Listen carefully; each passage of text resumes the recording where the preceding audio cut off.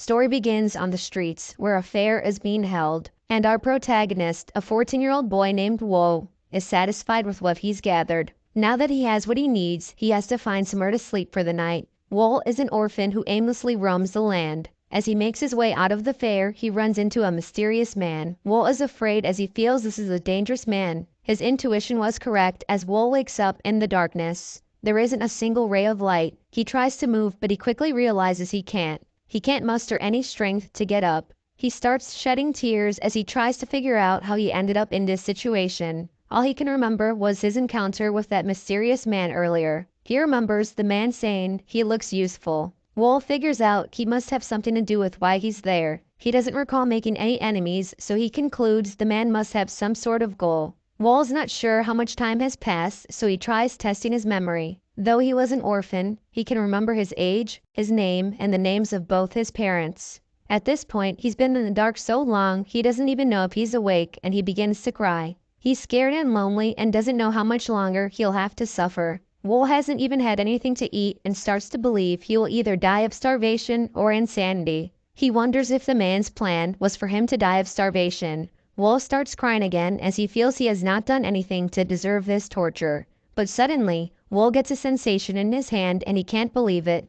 He finally has some movement and is also having an easier time breathing. His bodily senses are returning. He can smell the damp air and feel the cold ground. This leads him to conclude he's underground, and off into the distance he can hear water. Wo tries to gather the strength to move his body so he can drink some water. He fights through the paralysis and begins crawling towards the water he hears. Wo knows he has to fight to survive.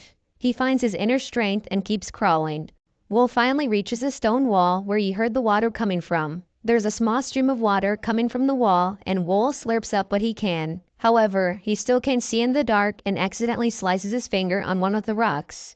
Feeling defeated, Wo falls to the ground and passes out. As he lays on the ground, he wakes up as he senses someone's presence. But what Wo sensed is a hallucination of himself. His conscience is asking him why he's fighting so hard to survive. It asks what's so great about your life for you to be struggling so much. Just give up, it says. If you give up, you will be at peace. This gets Wo thinking if he'll really be at peace if he were to just let it all go. But he doesn't think so. He's going to survive. His conscience tries to tell him he's just wasting his strength. But Wo knows he won't be at peace if he dies like this. He wants revenge on the one who did this to him. Wo decides to fight to stay alive and it will all be worth it once he gets his revenge. His conscience asks if he's sure he wants revenge, and Wo shouts yes. His conscience succeeded as Wo just needed a little push to not give up. Wo fights to sit upright and approaches the stone wall again. He feels the moss on the wall and tries to eat it.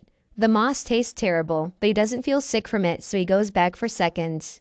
Wo is willing to do whatever it takes to survive. He needs to keep reminding himself so he doesn't quit. Wo now has the energy to stand and tries walking around the room. According to his measurements, the space he's in is roughly 9 square meters. As he paces the room, he hears an iron door opening. Wo tries to call out for help, but he sees a shadow of someone leaving him food. He gets a whiff of the food, and though he can't see it, he smells the fish, pork, and tea leaves. Wo received a few variations of leftovers and guesses there's more than one person involved. There must be 5 or more people trapped along with him for a specific purpose. Wo just can't figure out why. But he can't hold off any longer and devours his plate of food. He'd much rather be eating scraps than that moss he had earlier. Now that he's done eating, he has to come up with a plan. 4 months have passed and Wo has taken this time to increase his strength. They provide him with food once a day and never say a word. He has yet to see a glimpse of a possible escape. He thought he would go insane in a situation like this, but his eyes are beginning to adapt to the darkness. Wo is now able to see fragments of the space around him. Sometimes he wishes he couldn't though, as he finds he doesn't live there alone. Wo notices something from the corner of his eye and assumes it's just more insects. But little did he know it was actually a snake. The snake gets a hold of Wo's arm and begins hissing. The snake looks up at Wo and bites into his arm. Wo shrieks in pain as the venom stings his flesh. His whole body is beginning to feel like it's on fire. The pain is unbearable, but all Wo can do is lay on the ground and suffer. Wo's meal arrives and he hopes eating will replenish some of his health. He refuses to let himself die, no matter what. Time passes and Wo is faced with the snake once again. Wo feels his body changed during the detoxifying process. One improvement he noticed was his vision. He can see things in front of him more clearly now. Wool sticks his hand out towards the hissing snake as he believes the snake bite may have made him stronger. He's heard of stories like these before. Wool hopes he can become resistant to the snake's venom and potentially gain a weapon, so he allows the snake to bite him. Once again, he feels like his body is on fire, but he notices the pain isn't as bad as the first time. Wool stares into the eyes of the snake as its eyes have degenerated from the darkness. Though its eyes are bright, it's an exceptional hunter that uses its stealth to consume its prey, sometimes even using sound to incapacitate its prey. Though they get a bad rap, snakes are not greedy. After they finish their meal, they don't make the mistake of chasing their prey away by intimidating them. The snake slithers away, leaving Wool with a new attribute. Suddenly, the ground begins to shake and Wool can't believe what's happening. The door has opened. Wool rushes to the door and sees more rooms down the hall. He peeks into one of the rooms and gets a big whiff of rotting flesh. Wool analyzes the body and assumes the person is around his age. He also wonders if it's the same for the other rooms. Wool makes his way down the hall and is once again faced with a door. The handles and bolts were removed, but he's able to push the doors open. And on the other side of that door, he sees an estranged boy and girl. Without saying a word, he walks past them and searches through the additional rooms. He sees more corpses and the girl finally asks who Wool is. She asks him where he came from as she can't see who Wool is in the dark. Wool introduces himself and says he was trapped in the adjacent sector. Wool asks for their names and she says her name is Yeo and the boy's name is Song. Wool doesn't need to know more and demands they follow him. He says there are probably more places like this, and a few meters down, he runs into another door. They decide to follow him, and on the other side of that door is another group of people. They are all shocked to see each other, but Wool notices there were fewer people who starved to death in this sector. The people in this sector opted to take their own lives instead. He also notices there were more bowls of food here than where he was. Wool tries to think of why they would be discriminating between the sectors. Yeo calls for Wool's attention and says this group was trapped around the same time as them. They continue walking and reach another area underground with a door. Wool opens the door and they are blinded by the light. They think they're about to go outside at first, but then they realized they're being blinded by a torch. But once their eyes adjust, they cannot believe what they see. It looks like an underground village. They walk to the structures and see no one's inside. Wool concludes it must have been made in a hurry because the structures are flimsy. As Wool tries to figure out the purpose of this village, one of the girls from the new group calls for him. Her name is Min. She says she'll be in his care from now on. Min gets closer to Wool and asks if his eyes were always like that. There are no mirrors in this village, so Wool is not sure what she's talking about. She tells him his pupils are red and he figures they must be from the snake bite. Min wants to know what Wool is thinking about, but he won't share any information. This doesn't stop her from talking, and she tells Wool he's different from the others. Yale interrupts and asks what they're doing. Min says they're just talking, and Yale proceeds to say the others have decided to group up. Yale asks if Wool is going to stick with them, but Wool isn't sure he wants to group up with anyone just yet. Yeo and Song get offended, but Wool says right now just isn't the right time for him. She has no choice but to accept Wool's decision. Min, on the other hand, is eager to join the group, but Wool knows they've been isolated for too long. There's no way their cognitive thinking is in the right place. Wool walks away and decides to just watch from afar. Watching from afar, Wool notices several cliques have already been formed. There's a group with Yeo and Song leading, a group with Kang leading, a group with Jung leading, a group with San leading, and then there's Wool, a kid who doesn't belong in any group. The other groups are talking and they're wary of Wool. They believe he might have killed everyone else in his sector and that's why he doesn't want to join a group. Wool doesn't have any mind to pay to those guys though and walks towards one of the walls. He thinks that this underground lair couldn't have been built that long ago with the amount of moss on the walls. This could only be the work of someone extremely wealthy. Suddenly, a hole begins to open in the ceiling and everyone looks up. A basket is descending from the ceiling. The basket reaches the ground and it's full of food. A few of the others try to dig right in, but Yeo stops everyone. Yeo says they should try to evenly distribute the food. And before anyone says another word, Wool says he needs his share too. Wool reaches in for his share and Jung stops him. Jung says no one may take food from the basket without his permission. Little does he know he just made a big mistake. Wool pulls his hand back and gouges Jung's eyeballs. Everyone is in shock as Wool slams Jung to the ground. Wool dares Jung to say something to him again, but all Jung can do is scream in pain. Wool isn't backing down now and digs his fingers in deeper. If the others weren't afraid of Wool, they definitely are now. Yeo asks Wool nicely to let go of him, and at first Wool refuses, but Yeo promises that no one will touch his share of food. Wool gets up and stares down at Jung. Wool grabs his share of food and walks away. Time passes and Wool still watches from afar. As he's eating, he feels they're being tested right now and that they'll continue to be tested until the capturer's goals are met. Yeo approaches Wool and asks how he's been. Wool knows he has no friends here but tells Yeo he's been watching them. Wool knows how important Yeo is to the others. She eats the least after securing the most food for her group, and she stands out most among the other leaders. Yeo asks Wool if he still sleeps in his dark room alone. Wool has been, because he's trying to grow more tolerance to the venom. The snake bites are no longer painful to him. As he's talking to Yeo, the ceiling opens and here comes their meal. But when the basket drops, they're all confused. They've only been sent a small portion of food. Yeo can't believe it, but this is exactly what Wool was waiting for. It begins, he thinks to himself. The story continues and the lack of food has started a war. Mek is a boy who survived the final sector. He's a member of Yeo's group. He was the smallest of the group and pulled his weight through his sheer tenacity. But unfortunately, Mek was found lifeless. Yeo's group took the loss hard, but everyone knew he died because he was the weakest. Yeo and Song vow to avenge Mek's death. They plan to do so in the same exact way. Wool knows the weakest of another group will be eliminated next. After Mek came a member from Song's group. This was still just the beginning. Every night, someone was found lifeless. Someone from Yeo's group, someone from Jung's group, someone from San's group, and someone from Kang's group. All trust was gone and everyone became a savage. Meanwhile, Wool doesn't have to worry about the food shortage because he'll always have his secret moss.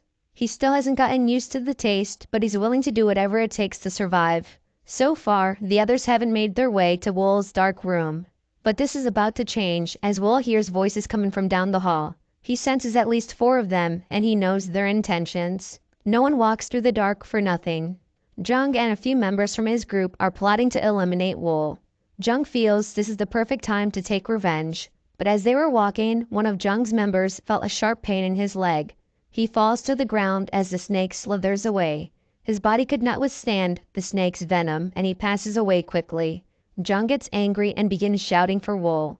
Wool sneaks up behind one of the members and puts him in a chokehold. Jung is even more furious now and commands Wool to let go of his friend. Wool contemplates whether or not it'd be a good idea to take his life for a second, but then he proceeds to snap his neck. Wool has eliminated all of Jung's men and Jung finally rushes at him. He comes up empty with every attack and loses Wool. Wool sneaks up behind him and says he won't be taking just one eye this time. Jung scampers a little bit but asks Wool to wait. He tries to negotiate with Wool and offers to join forces. This confuses Wool, but Jung argues Wool won't be able to survive much longer without him. Jung senses Wool doesn't like that offer and counters with agreeing to be his minion. Wool approaches him and says there's no way he could trust him. Jung tries to defend himself one last time, but Wool doesn't care. Wool crouches down and releases a huge uppercut on Jung. He proceeds to put Jung in a chokehold and he chokes him out. Wool says to himself the reason he took Jung's life is because he feels that he is still too weak. After Wool's encounter with Jung and his confidants, the rest of his group was disbanded. The other leaders knew it had to be Wool's doing. The leaders discuss and wonder how strong Wool could be. The one thing they know is they don't want to be his enemy. San continues to discuss with his group how far the problem has gone. There's no solving the distribution of food. People are killing to secure food. In the end, everyone has become a murderer. And they know, now that Wool has taken out Jung, no one will touch him. San turns to his group and orders them not to even think about doing anything to Wool. There's nothing more terrifying than someone with nothing to protect. San's group understands his reasoning. Then another member of the group comes running. He says 2 kids from Yeo's group have been banished and they have a potato. The boy says they have to hurry before they eat it. San can't believe what they're about to do for a potato, but he tells everyone to get ready. San and his group head over to the red house and see the pair with their potato. The group can't wait to move in as they are apparently willing to do anything for a potato. San orders them to attack. The pair sees the group rushing at them and they try to run, but something feels off to San. With their position, they're at a disadvantage. One of the kids holding the potato sends out a signal by whistling, and out come the members from Yao's group to attack. San shouts for his group as they get whacked. San tries to get his group to retreat as they have fallen into a trap, but behind San are more members rushing in on him. San is circled and out comes Yao and Song. They know they have the potential to reduce the amount of mouths to feed right now. San begs they spare his life at least. Yao says she'd like to, but they can't afford that much food. San gets worried and Yao says he would have done the same if he were in her position. Yao turns away and orders her team to eliminate them all. As she walks away, she looks up and sees Wool still watching from afar. Wool has learned some of Yao's tactics. Battles using terrain, various shortcuts and tricks, and building placements which make infiltration impossible as long as there is competent security. Yao just used this area exactly how those who made it intended it to be used. Wool believes they're trying to use them in a terrain like this someday. And if there's a large house like this, that means this is the manor of a large clan of a very influential figure. The consequences will be massive if they attack this place recklessly. Wool concludes that's why they're using them. They are tools they can throw away after using once. They were thrown into hell and their nature has been demolished. They are being raised to be assassins. After eliminating San and his group, members from Yao's group are rejoicing. They are happy to be on Yao's team, and Yao believes no one would dare mess with them now. But from afar, Min is upset. She's upset everyone has gotten so used to murder. Min doesn't understand how they could eat so freely with blood on their hands. Meanwhile, the ceiling begins to open up. Everyone is surprised as this delivery is a little earlier than usual. Yao orders her group to secure as much food as possible. She's ecstatic as she feels they will finally have enough food to fill their stomachs. But she notices Wool from the corner of her eye. He's not as excited as everyone else and seems wary of something. And when Yao looks back, she sees why Wool had that look on his face. Instead of a basket of food, masked men have jumped down from the hole. Everyone's confused for a second, but then the masked men immediately start beating them. As everyone's getting beat, Wool lays down and takes cover. He decides not to make a move because he doesn't want to draw attention to himself. Wool then notices the real ones that are commanding the masked men. The real ones halt the beating and the leader introduces himself as the first sword. He announces to the kids that their lives are now in his hands and there are no exceptions. One of Yao's members tries to protest and instantly suffers the consequences. Wool grimaces as he knows things are about to change. Later on, the real ones are meeting behind closed doors in the village. They are discussing curse poison. When you place poisonous organisms into one jar, they will eat each other until only one remains. The last one remaining possesses the most potent poison. The real ones are trying to figure out the child in the group with the most potent poison. The first sword asks which one of the kids is worth paying attention to, and his associate, the second sword, responds Yao. She leads the largest group and has the greatest influence over the others. If they do not crush her spirit, she will become much harder to deal with in the future. The first sword demands that Yao receives special attention. He doesn't want her to even dream of a rebellion. The second sword says Song and Kang are also worth paying attention to because of their outstanding martial arts. Then the first sword asks of the sole survivor from Sector 1, Wool. The second sword notifies him that Wool is still alive. The first sword is impressed as Sector 1 had the least amount of food and the poorest conditions. He wants them to pay very close attention to Wool as well. As the meeting ends, the first sword thinks to himself how there are only 6 years left to complete their mission. The Blood Shadow group was given an assassination mission with a duration of 7 years and a reward of 500,000 yang. The only condition was to not leave a single trace related to the Blood Shadow group behind. For the next round of training, one of the masked men announces the group's next objective. He says the one who reaches the flag at the top of the house the fastest will receive a 2-hour break, and the one who reaches the flag last will be taught what true hell is. The race was on. The merciless days continued for the trainees. Their days were filled with non-stop training. They had to do whatever it took to survive, especially if they wanted to see the outside world again. And of course the winner of the race was Yeo. The real ones discussed the challenge from afar. They know Yeo's intelligence is outstanding and her guts are top-notch. The first sword asks about Wool, and the second sword reports that Wool is average. He hasn't shown anything that distinguishes him from the rest. This surprises the first sword, but he wants them to keep watching Wool. Later on, Yeo approaches Wool. She's confused as to why he's still reviewing the thunder-splitting cultivation technique. Though the instructors are no longer making them read about the technique, Wool felt like reviewing it anyways. Yeo doesn't see the point and heads to bed. Wool recalls the lesson from the real ones. They said the thunder-splitting cultivation technique is a technique that they should be able to learn in 3 months. If they acquaint themselves with the first process, their body will be reborn as one that can feel chi and accumulate internal energy. Wool feels that the others along with the instructors don't grasp the full concept of the technique. Since it's not humanly possible to physically split thunder, the concept may be referring to the speed of your thoughts. Wool thinks if he can learn the technique with this interpretation in mind, he should be able to gain something different than he has already. But he still must never show how much he's learned. He cannot stand out for being too exceptional or too lacking. Everything has been going according to plan until Wool is forced to dodge a blade going for his throat. Wool can't believe one of the other trainees actually tried to kill him. Wool asks why he's doing this, and Yoke responds saying he wants to have some fun. Wool considers taking him up on his challenge as the instructors seem like they couldn't care less. Wool draws his blade and Yoke rushes at him. Wool dodges every attack and is surprised by the amount of effort Yoke is putting into this fight. He won't give up the fight and Wool has had enough. Wool begins countering and the instructor is now impressed. But Yoke wants Wool's best effort and now Wool is left with no choice. Wool drops his knife and kicks Yoke right in the chest. As these two are fighting, the first sword is discussing with the second sword how fast the group has improved. The second sword thinks they only need 5 years instead of 7, but the first sword is disappointed with how much his second sword has underestimated their target. Their target is the man who possesses the most talent in all of Sichuan. The first sword wants their trainees pushed even harder. Back to the fight, we see Wool completely manhandling his opponent. Wool snaps his arm and the boy drops down in tears.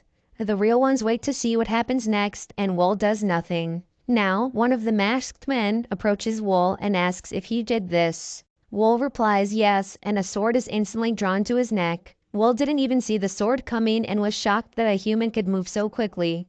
Wool is panicking as he wonders if he did something wrong. But the masked man pulls his sword back and says to Wool, an assassin must never leave a trace behind under any circumstance. Leaving a trace by breaking an arm like that is nothing more than letting your opponent know of your identity. He wants Wool to keep this in mind for the future. Wool lets out a huge sigh of relief as the masked man walks away. 6 years later, one of the masked men is walking through the village. He's looking for the trainees as their objective is to hide from him. He spots one and warns him that he'd be dead if this were real. He moves on to search for more. The trainer knows no matter how much they've learned, an inexperienced assassin's turtle-breathing technique is bound to be noticeable. He easily spots another, and that's another failed test. He continues walking as his goal is to find the last person in this zone. The masked man scans the area, but he can't find anyone. He feels someone may have made a mistake and said there was an extra person in this test. He calls for someone to come out if anyone remains. And to his surprise, right next to him is Wool. Wool has clearly passed this test and asks for a break. Wool is granted his break, but the trainer is still in disbelief. Wool returns to the house and finds Yeo and the others. Yoke is excited to see him and asks what he's doing there. Wool is annoyed by the different faces Yoke makes and tells him he's going to forget what his real face looks like one day.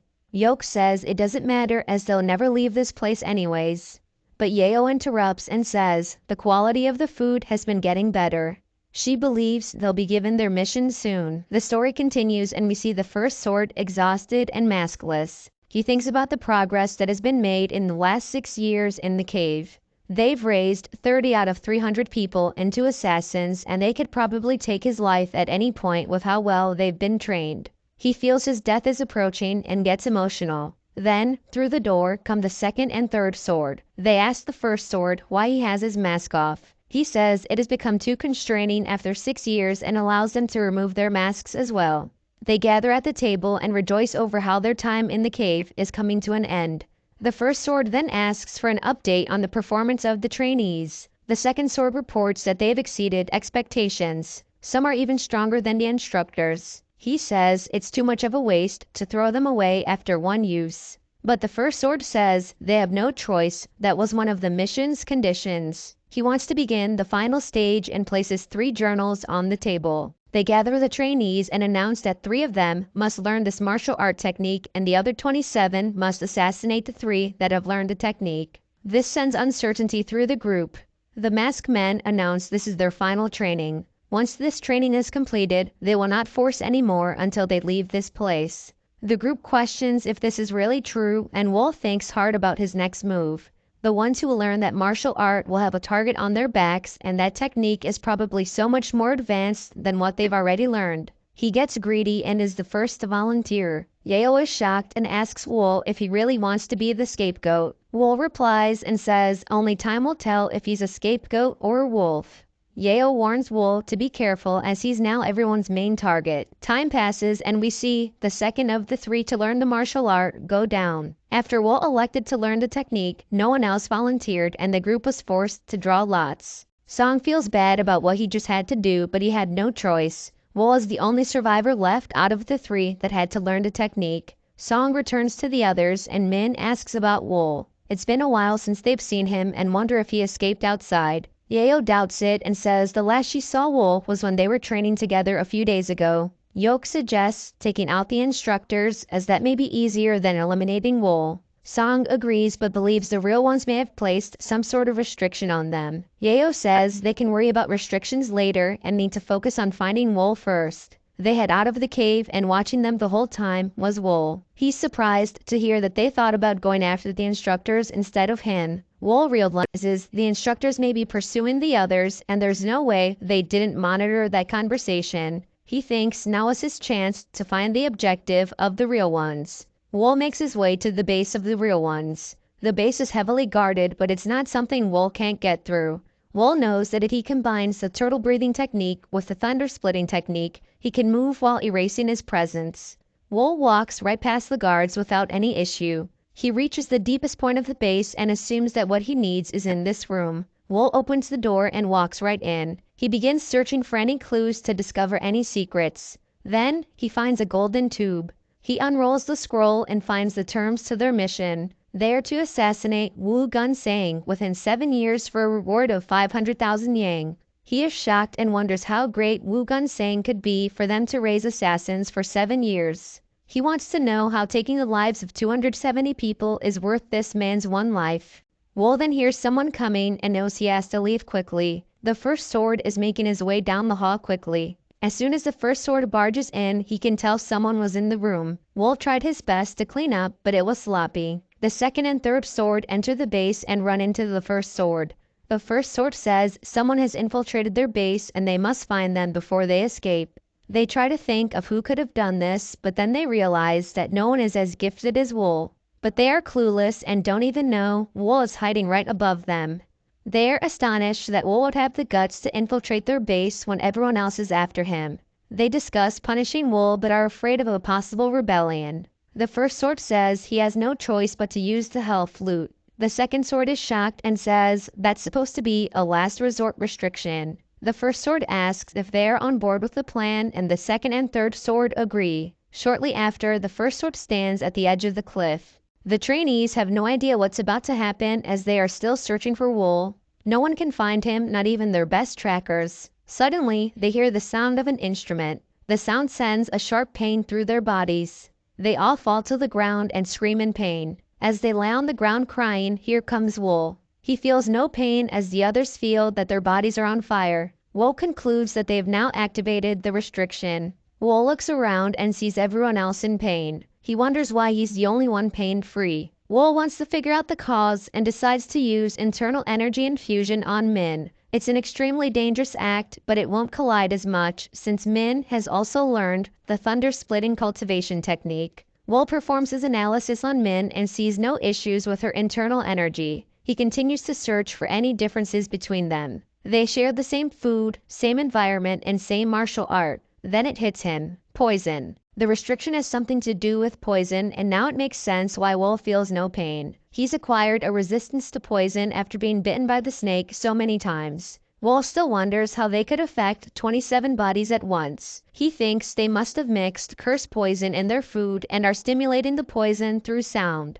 He hears them call out for him and tries to think quickly. Wool decides not to run because he doesn't want them to find out about his resistance. He still doesn't want them to know he's different, so he lays on the ground and pretends to be in pain. They find Wool laying on the ground and call for the first sword. The first sword draws his blade and strikes down on Wool. The first sword wants to know what Wool was doing in his room. He also says Wool has done a great job hiding his true talents. The first sword pulls his blade out and says a nuisance like him is better off being killed right now. But the second sword begs him not to. He says they need Wool to complete their objective. The first sword responds angrily and says the other trainees are enough. They both know that isn't true though. The second sword says they can control Wool by using the flute since he is clearly powerless against the curse poison. The first sword likes that idea and tells the masked men to provide everyone with the antidote. After the antidote, everyone recovers, but they don't understand what happened. The first sword announces that the pain they just went through was all because of Wool, and this would have never happened if he didn't infiltrate their base. He warns them and says if anyone ever steps out of line again, remember the pain they experienced today. Later on, we see Wool reflecting on the events that transpired. He recalls the real ones, believing he was powerless against the poison. He is satisfied the snake venom subdued the curse poison and allowed him to avoid the restriction. But once again, Wool hears footsteps down the hall. Min and the others are looking for Wool. Yeo can't believe Wool spends his time in a disgusting place like this training. Yeo thinks Wool has no choice but to seclude himself, especially after the real ones put all the blame on him. Yoke gets impatient and cries out for Wool. Wool appears out of nowhere and asks why they're looking for him. Wool has scared them all and he asks again. Yeo says they just wanted to talk. She wants to know about the restriction. Yeo knows that Wool knows about the restriction and says he wasn't there when everyone else collapsed. But when everyone regained their senses, he was there right beside them. And that means Wool appeared after the restriction was activated. Yeo was able to put together that the restriction had little to no effect on Wool. Then, Min remembers when she was in pain, she was able to endure it because someone infused internal energy into her. She wonders if that someone was Wool. Yeo pressures Wool again and asks if he knows. Wool finally admits that he does. He tells them that he knows exactly what kind of restriction they placed on them. Yeo demands that he tell them what it is. But Wool doesn't want to and asks why he should. Why should he go out of his way to help them? What is that benefit to him? Yoke gets angry and says this isn't how someone treats their comrades. Comrades? Wool asks. Comrades wouldn't chase after and attack each other with such hate, he says. Yoke sees Wool's perspective and swears from now on they can be comrades. No matter what happens, he will always consider him to be a friend. Everyone sees right through that and Wool says he's got to do more to earn his trust.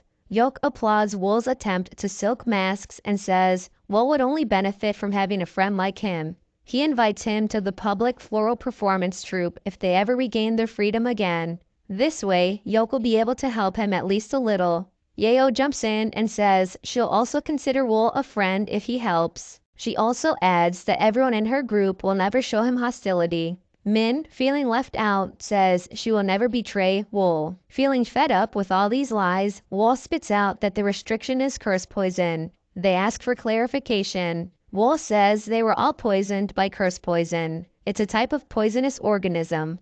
It normally lays dormant in their bodies, but it releases poison in response to the sound waves of the hell flute. The poison flows through their blood vessels and attacks their internal organs. Yale then asks how Wool could withstand the poison. Wool says he's normally resistant to poison, so it doesn't have a strong impact on him. He says he's told them everything they need to know and they can figure out how to remove the curse poison on their own. Wool doesn't want to give them the full truth as that could create countless variables. Yeo thanks him for the information and says he can come to her if he ever needs anything. Wool says he may take her up on that one day, and they turn away. But Min catches Wool and tells him her real name is Lee Sol Min. Will doesn't understand why he needs to know that, but she says she just wants him to remember it. Later on, the first sword announces that they will be leaving the cave today. The trainees are happy to hear that, but they're still not sure if that's true. The first sword calls for Yeo and tells her she's responsible for leading the others outside. She understands her mission and the basket descends from the ceiling. As the real ones leave, they wonder how many of their trainees will survive. They train them well, but their target is a martial artist with the highest level of talent in the Janghu. The first sword is relieved though, as his job is now done and he can retire. The real ones make it outside and the trainees are ecstatic. This is the day they've waited so long for. Yeo takes charge and begins constructing their exit. Wool is relieved but still feels it's too good to be true. Yeo approaches Wool and asks him if he's ready for their mission. He says he is and asks about the curse poison. Yeo says they were detoxified because Min apparently knew a lot about poison. Most of the others have finally left and Yeo says it's their turn to go. The basket drops one last time and they get on. As the basket ascends, Wool looks down at the place he spent the last 7 years in. They were so deep underground it may have actually been hell. They get close to the exit and Wool thinks to rip his arm sleeve off. They need to cover their eyes as they haven't seen daylight in years. The others realize they could be blinded and follow suit. The light gets stronger as the basket ascends, but they finally make it out. Before they could even look out, a man approaches the basket. "We seem to have made some useful ones," he says. Wool's eyes still haven't adjusted and the man says the requester will be satisfied. He can't see him, but Wool thinks his voice sounds like it's void of emotions. He assumes this man is in an executive position from the way he talks. He must be the captain of the Blood Shadow group, Wool thinks. Wool is correct. He is Gu Juyang, the Blood Shadow group captain. Gu orders for them to be moved to the Clear Wind Manor.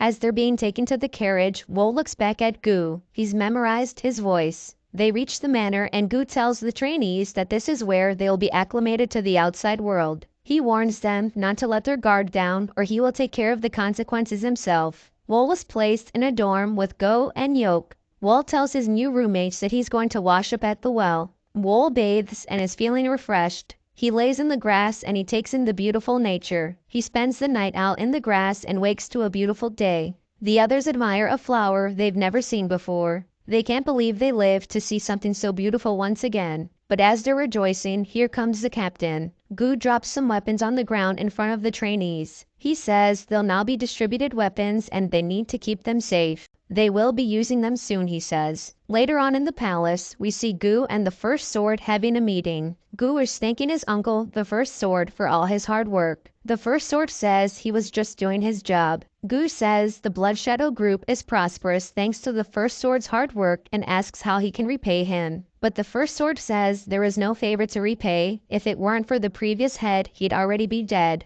Gu then grants his uncle the option to retire, and the option is also available for the second and third sword. These are the words the First Sword has waited 7 years to hear. He then admits to his nephew that the trainees are truly a waste. They are too talented to throw away after one use. Gu shares the same belief, but he says he has no choice. Their relationship with the trainee has to end here. The First Sword asks Gu if he knows who requested the objective. Gu says he doesn't know, but there's no reason to question anyone willing to pay 500,000 yang for a request. Gu then envisions the Blood Shadow group becoming the greatest assassin group in the world. Completing this objective would put them ahead of the 100 Wrath Union. After the meeting, we see Wool preparing for his mission with Yoke and a few other assassins. Yoke asks Wool if he's nervous and Wool says he is a little, but they've spent so much time together now to where Yoke can tell when Wool is lying. Wool accuses Yoke for being nervous because of how much he's talking. Like always, Yoke gets defensive. Yoke says he wants nothing more than getting revenge on someone for his last 7 years of suffering. The group of assassins are now called to begin their mission. They are told they will now be stealthily moving somewhere. This is what Wool has been waiting for. They head out into the night and follow the Fourth Sword. The newly trained group is keeping up with the Fourth Sword and he's impressed. They've clearly been trained well. He also believes how much of a waste their talent would be after being disposed of. They reach their targeted location and the Fourth Sword instructs them to hide out here for now. The assassins all hide and the Fourth Sword tells them their objective lives within that mountain. He begins describing the mission and says once they climb the mountain, they will see a manor that looks exactly like the one they were living in underground. Among the buildings, the man inside the Bright Moon Palace is their target. The assassins are anxious to get started as they have that building memorized. Wool is the only one in the group who knows their target is Wu Gun Sang. We're now brought to a woman staring off into the distance. Her name is Young. She's admiring some flowers and one stands out to her. She reaches out to touch it and the flower immediately evaporates. As Young processes what just happened, she hears someone calling for her. It's Sol Ran. Ran is the Emmy sect leader and she wants to know what Young was doing outside alone. Young responds that she was just trying to catch the nice breeze. Ran asks Young if she still resents her. Young says not necessarily, but her life is on the line with this request and she would have liked to have been excused from it. Ran is disgruntled and doesn't appreciate Young's attitude. Ran tells Young she must have forgotten who brought her in when she was just a beggar on the streets. She says she better not want to be excused after everything she's done for her. Young apologizes and doesn't want Ran to be upset as it's bad for her health. Ran says if they don't receive an answer today, they will carry out their initial plan. Young agrees as she's always ready to follow her master. As the conversation ends, a messenger comes running with news. The messenger tells Ran that they have accepted the proposal. This is great news for the sect and Ran tells Young the fate of their sect now rides on her performance. Young assures Ran that she has nothing to worry about. Ran thinks to herself how disappointed she is that she has to waste a talent like Young as a political tool instead of her successor. The messenger asks Ran what they should do regarding the other matter. Ran asks if she's referring to the objective for 500,000 yang. Only time will tell what Ran has in store for the Blood Shadow group. We now see Wool waking up and wondering if it's still morning. He knows the mission will be carried out at night, so they still have some time left. He lays back down to rest, but something doesn't feel right to him. Suddenly, a spear drops down and strikes one of the other assassins. Wool is in shock as him and the other assassins are under attack. The story continues and we see a monk named Yu spiking his spear into the ground. He's trying to figure out if something is there. Yu pulls his spear out of the ground and his suspicions were correct. He's discovered that assassins are hiding around the mountain. Yu looks to his men and says, the Ching Chang sect is being invaded. He wants them to find all the assassins and eliminate them. Wool knows him and the others are at a disadvantage. They decide retreating is their best option to survive. The monks begin spearing random areas in the ground, hoping to find an assassin using their special abilities. But one of the monks gets too close and the assassins jump to the sky. They plan to disperse and regroup once they get out of the encirclement. The monks aren't going to let them off easy though, and chase after them. Yu ferociously throws his spear and lands one of the assassins. Yu calls for another spear and immediately claims another assassin. He takes another spear and gets another assassin. This is almost too easy for Yu. Wool's partners are dropping like flies and Wool is the only assassin left now. Yu takes his last throw and it's heading right for Wool. Wool catches the spear and fires it right back. The spear blows past the other monks and it's heading right for Yu. As the monks turn to watch the spear fly past them, Wool takes this as his opportunity to attack the group of monks closest to him. And the spear is heading to Yu so fast it just grazes his ear. This infuriates Yu and he wants them to hunt Wool down until he's lifeless. Wool is really outnumbered now without his partners and decides it will be best to run away. As Wool runs for his life, he tries to figure out how the monks knew they were hiding out. He believes someone may have leaked the information, but he's the only one who knew who their target was, so it could have been the Fourth Sword or one of his subordinates. They retreated before they were ambushed.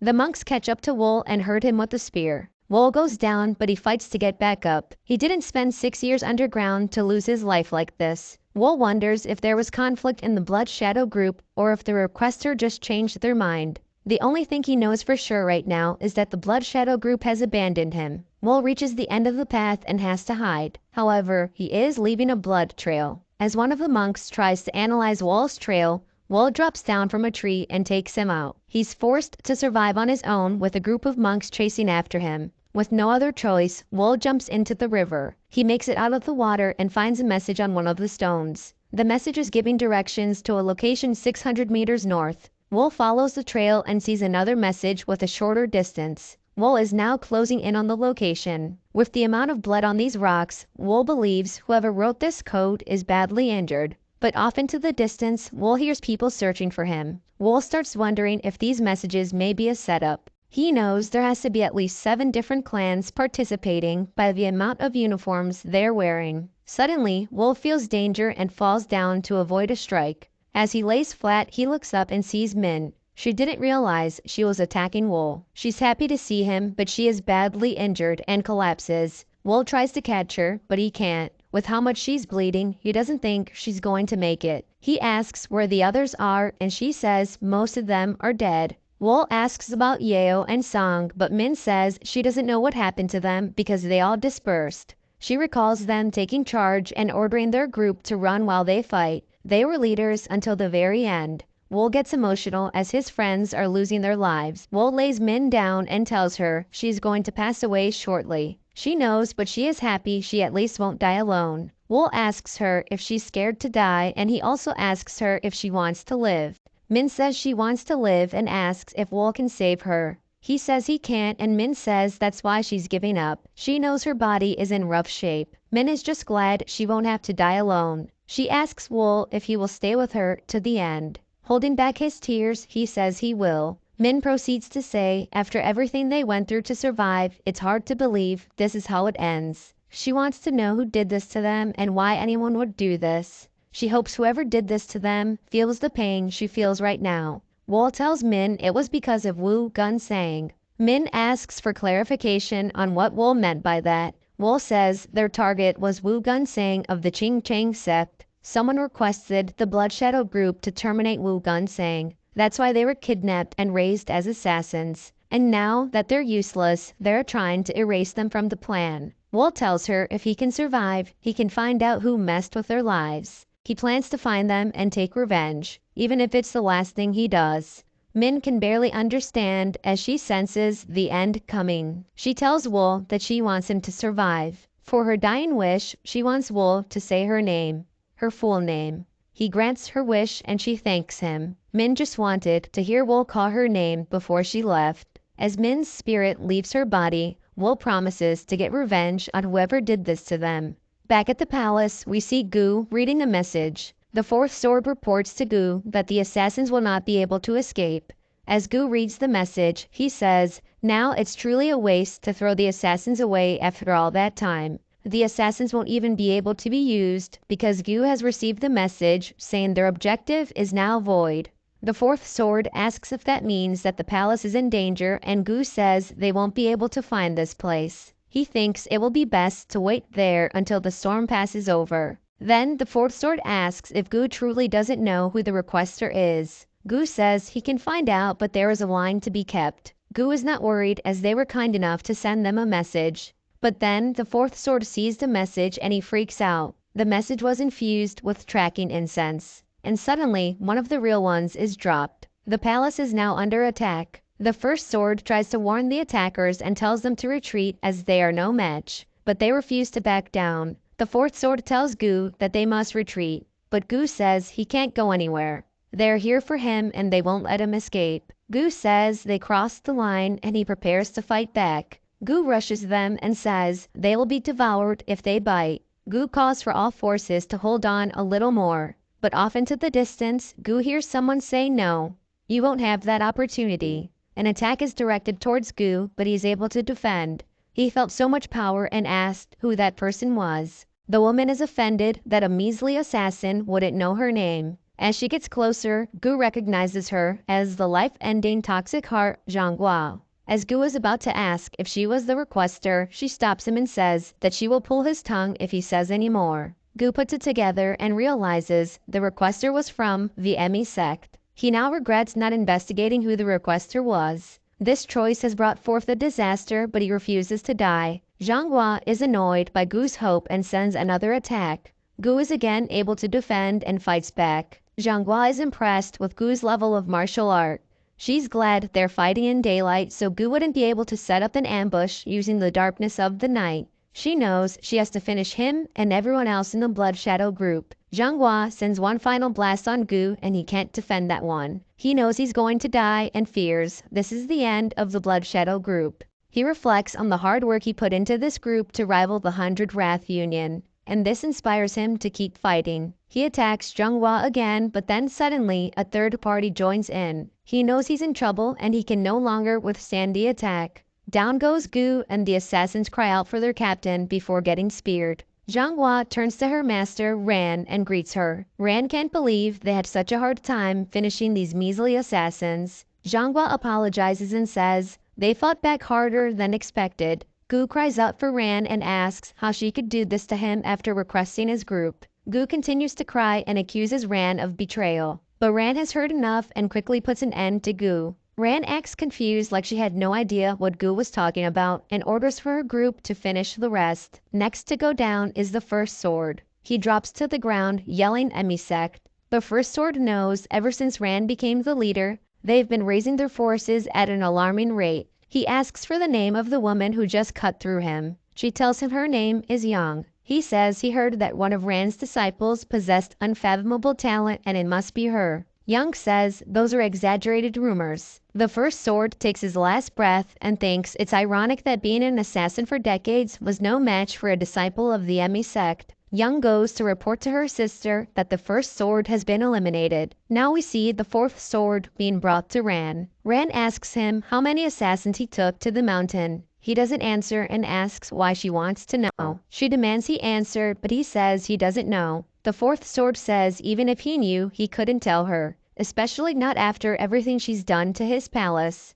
Ran thinks his tenacity is cute and tortures him. She asks her question again and the fourth sword says he took 28 assassins. Ran got what she needed and asks how many assassins have been eliminated from the mountain. The woman says 24 have been taken out. Ran wants the 4 left eliminated immediately. As the palace is in flames, Ran turns to Young and says her role is now more crucial than ever. Ran says she will send someone to the Qing Chang sect to set a date as soon as this matter is dealt with. She also tells Young to prepare her heart and body for the wedding. Ran tells Young all of this is for the fate of the sect. Meanwhile, back on the mountain, we see Wool spying on the monks. Their security is tight at the entrance, so he plans to get through from the inside. He thinks if they want to die as natural enemies of the Jianghu, he'll just become one.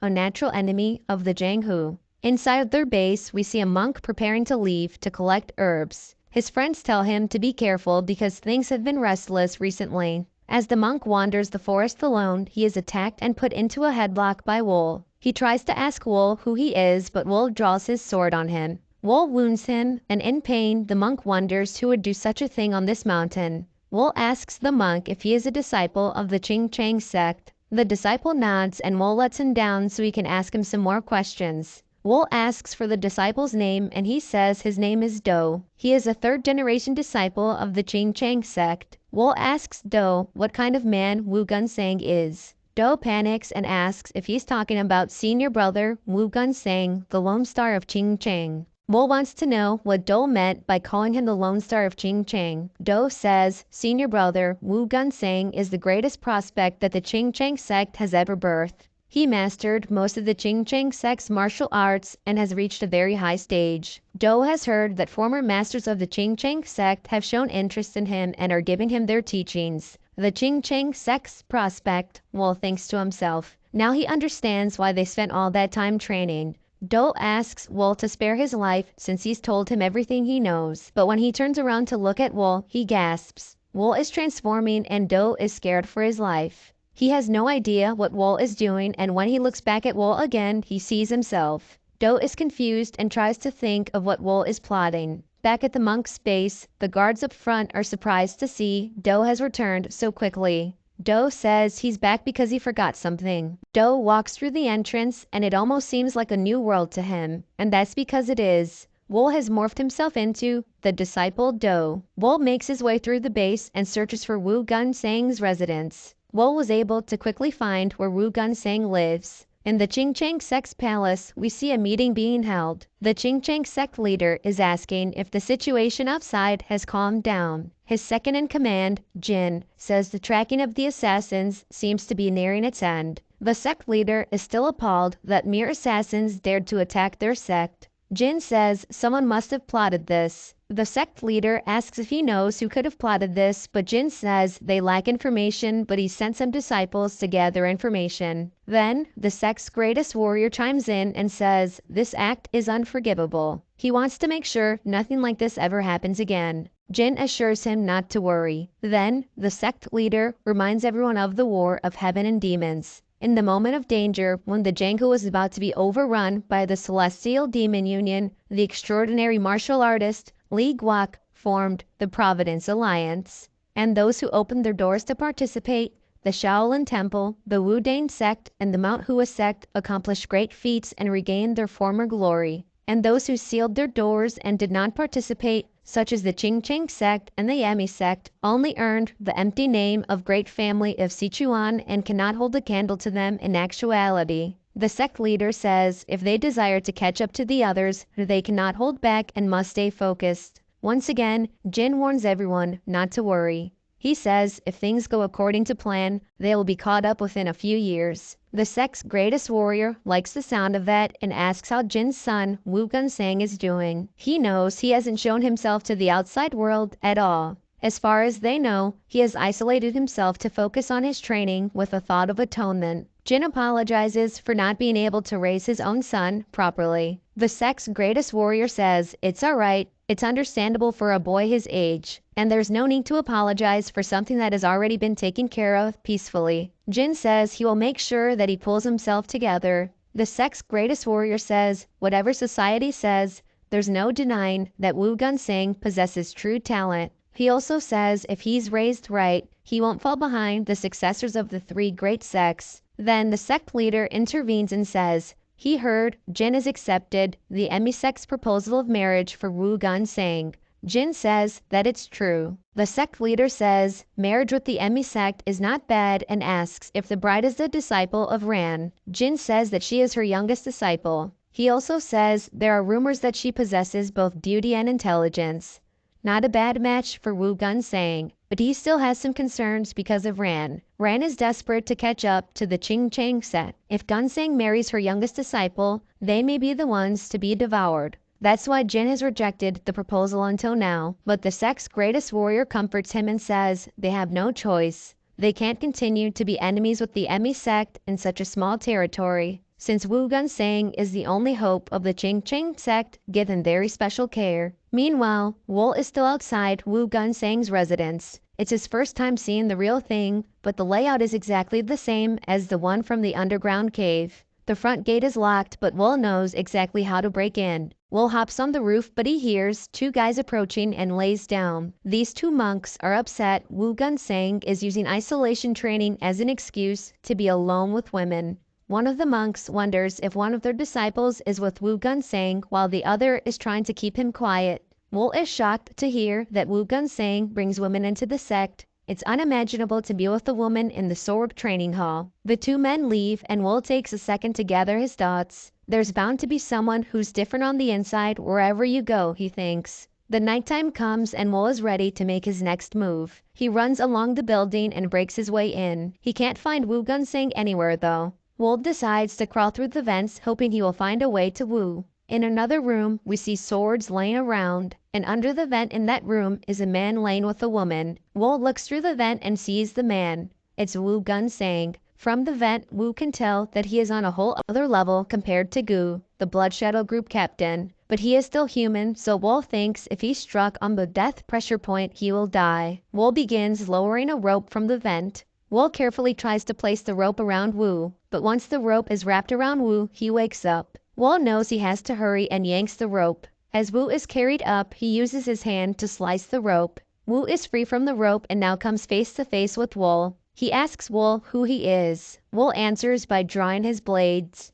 Wool rushes at Wu, but Wu is unfazed. He puts two fingers up and blocks Wool's attack. Wool is taken back by his strength and Wu fights back. And Wu doesn't stop there. He initiates another attack. Using all his strength, Wool defends. Wool feels like he may lose consciousness from all the energy he's using blocking. He doesn't understand how someone could do all this barehanded. Wool knows he's running out of time to get out of this situation. It will only get worse. Wool tries another attack with his blade and is blocked yet again by Wu's two fingers. Wu takes the time to acknowledge Wol's skills. Wu asks Wol who sent him, but Wol is out of breath and can't respond. Wu laughs and asks if that girl's father sent him. Wol is clueless. The story continues and we get a brief summary of Wu Gunsang's life. Learning martial arts was always easy for Wu, but though he was extremely talented, he wasn't having fun. Wu became disinterested in training and became interested in women. But one night, he met a woman who became his biggest mistake.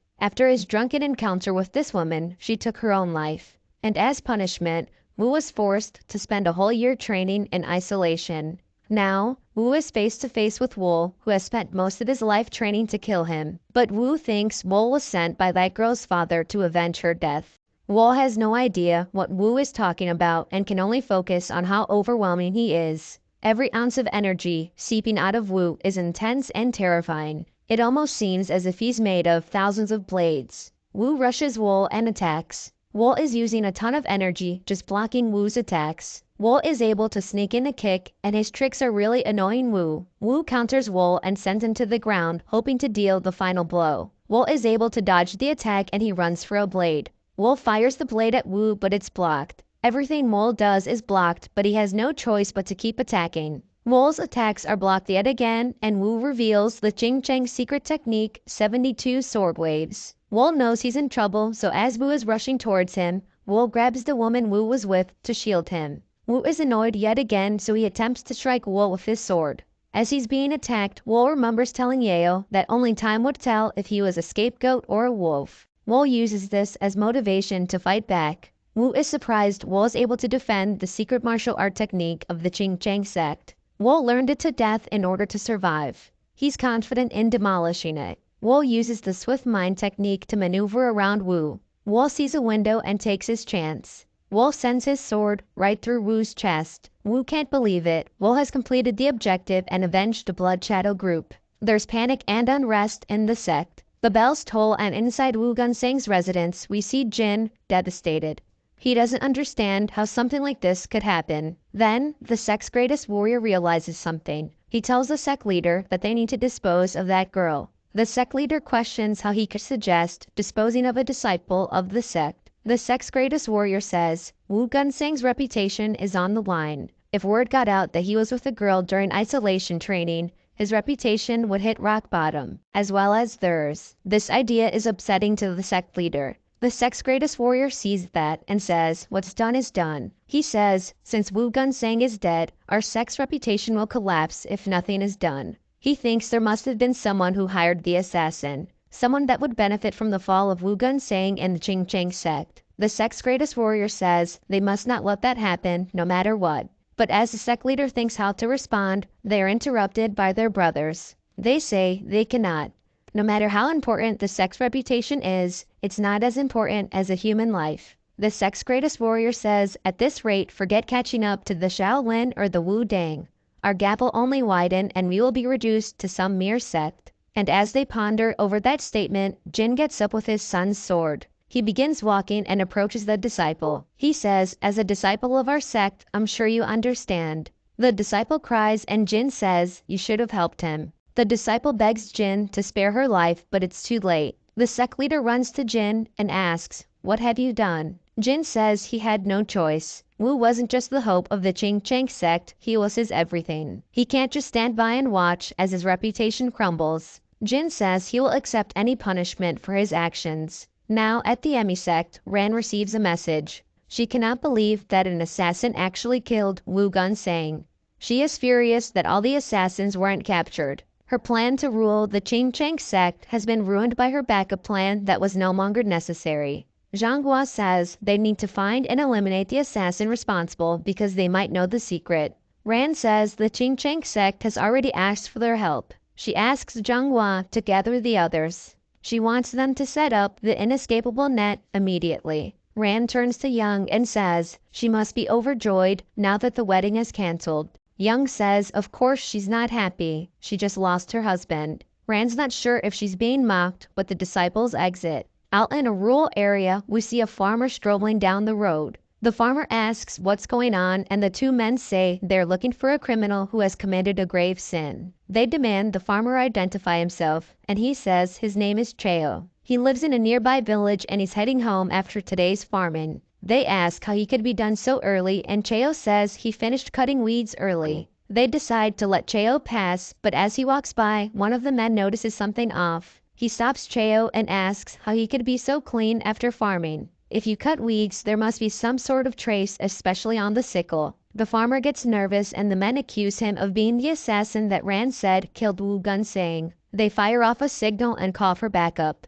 The man's suspicions were correct, it's Wool. He orders his men to capture him. Wool reveals his true identity and fights back. Wool stares the man down and reveals his new weapon. He begins choking the man and asks, "Who is this Ran you speak of?" The man says Ran is the abbess of 9 calamities, the leader of the Emi sect. Wool asks if she gave the man a direct order. The man says she ordered all disciples of the Emi sect to help the Ching sect capture the assassin no matter what. Wool asks if the Emi sect was always that helpful towards the Ching sect. The man says no and thinks to himself his backup should be here any second. Wool tries to put the pieces together. It has to be someone who knows Wu Gunsang and is inferior to him. Someone who has the patience to invest 7 years worth of time, as well as possess enough wealth to pour a huge amount of money into the plan. Wool concludes it has to be Ran. Backup arrives and they rush towards Wool. The man thinks he's about to be saved and tells Wool he's done. He threatens Wool again and Wool has had enough. Wool finishes them all. Back at the Emi sect, it's reported that the assassin has broken through the martial artist's encircling net and has escaped. This gives Dongua a headache as this means the assassin is getting stronger. She says they will pursue him with all their forces. But then, Young intervenes and says no. She says they won't be able to capture him that way. Dongua asks Young what she means by that. Young says the fact that he hasn't been caught with an inescapable net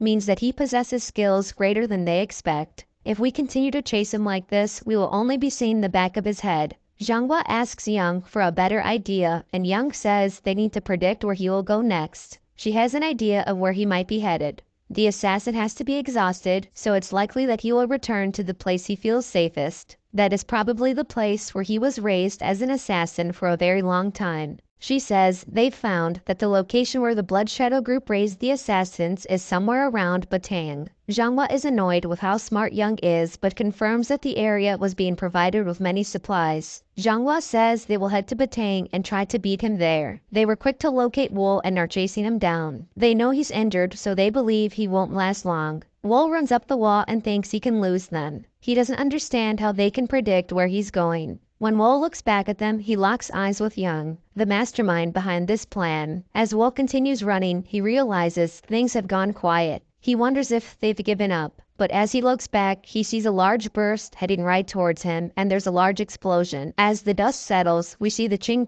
sect's greatest warrior. The warrior realizes his attack was vicious and careless. He needs to capture Wool alive so they can find out who ordered the assassination. He commands his disciples to see if Wool is still alive. And watching from above is Dongua. She spots Wool and rushes to attack. The Ching sect's greatest warrior notices that Dongua is attacking with the intent to kill. On their search, they find an entrance that leads underground. They believe this is where Wool went. The Ching sect's greatest warrior orders his disciples to climb the rope down. The assassin must be captured alive, he says. After watching the Ching sect, Dongua orders her disciples to do the same. But she wants the assassin dead. Both sects make their way down and they are shocked to see this is where the Blood Shadow group raised their assassins. Then, the Ching sect's greatest warrior makes another shocking discovery. He sees an exact replica of the Ching sect. Dongua notices the building too and gets nervous. A Ching sect disciple also notices and gets angry. He tells his master they must not let this slide.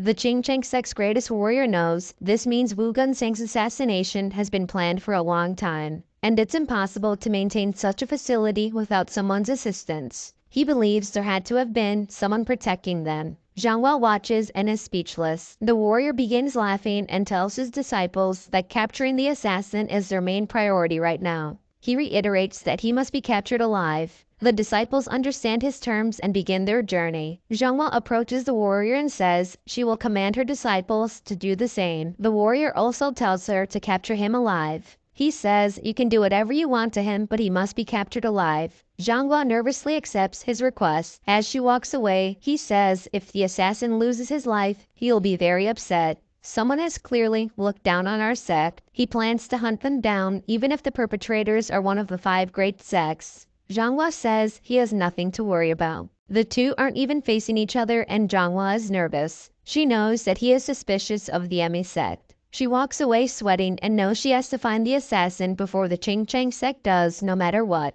Young explores the cave and she sensed danger as soon as they entered. Everyone wants to capture the assassin, but this is his home, she thinks. She knows both sects are out of their element down here. The Ching Chang sect's greatest warrior finds the real one's face. He looks around and notices how massive this facility is. As he walks through the base of the real ones, he doubts assassins made this by themselves. He can't piece together who could have helped them build something like this. He finally reaches the last room in the base. The warrior walks in and immediately starts looking for clues. He brushes his hand against the wall and finds a secret pressure plate. This unveils a hole in the wall, and inside the wall is a golden tube. He opens the tube and reads the message inside. He's found the request to assassinate Wu Gunsang. Enraged, he can't believe someone destroyed the Ching Chang sect's future for a measly 500,000 yang. Then, off to the side, he notices an even larger hole in the wall. He walks in and sees a book sitting on a table. But this isn't an ordinary room. This is a pit with thousands of snakes. He walks towards the table and looks at the book. It's a book from the 9 Demon School. He grabs the book and believes the 9 Demon School is the clan that disappeared a very long time ago during the War of Heaven and Demons. As he thinks about the situation, the search for Wool continues. The Ching Chang sect disciples find grains of rice on the floor and they think he's nearby. They tell each other not to let their guards down as you never know when the assassin will attack. They walk away together, but one of the disciples falls behind. He should have stayed closer to the group because sure enough, Wool attacks.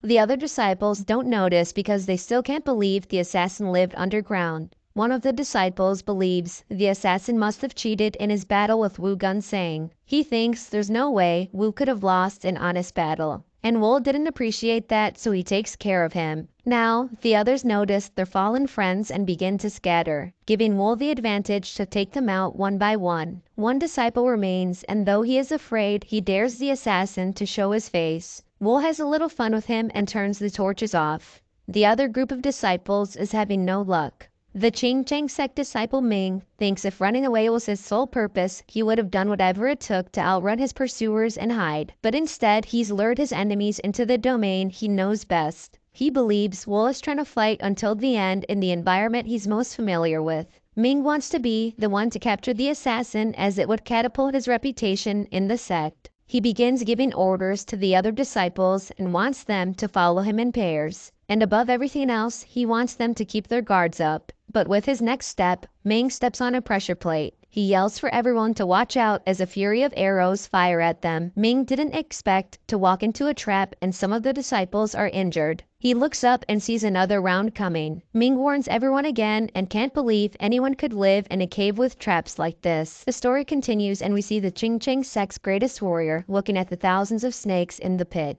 He believes the snakes have been collected for research by the 9 Demon School. The warrior wonders if this cave was originally the base of the 9 Demon School. Meanwhile, the Emi sect disciples are panicking. They are afraid Wool will attack at any moment. Zhanghua then displays her leadership by trying to calm the disciples down. Zhanghua yells for them to stop panicking. She says the assassin won't make any rash movements since he's injured. The most important thing is to not scatter, but gather. Wool knows he's racing against time due to his injuries, so he decides to make a move. But Zhanghua senses something is wrong. As Wool is inches away, she turns quickly to defend. She is going head-to-head with Wool. Zhanghua gets a hold of Wool's hand, so he tries to attack with the other. With his other hand, he aims for Zhanghua's eye and sends 2 fingers through. She shrieks in pain, but that's all Wool was able to do. Wool was caught off guard by Young and now has her sword running through his side. Wool can tell Young has some great senses because of the perfect placement with her attack. Young is used to people complimenting her. Young then asks Wool to surrender, but Wool laughs and has something else in mind. He tries to attack Young, but she saw it coming.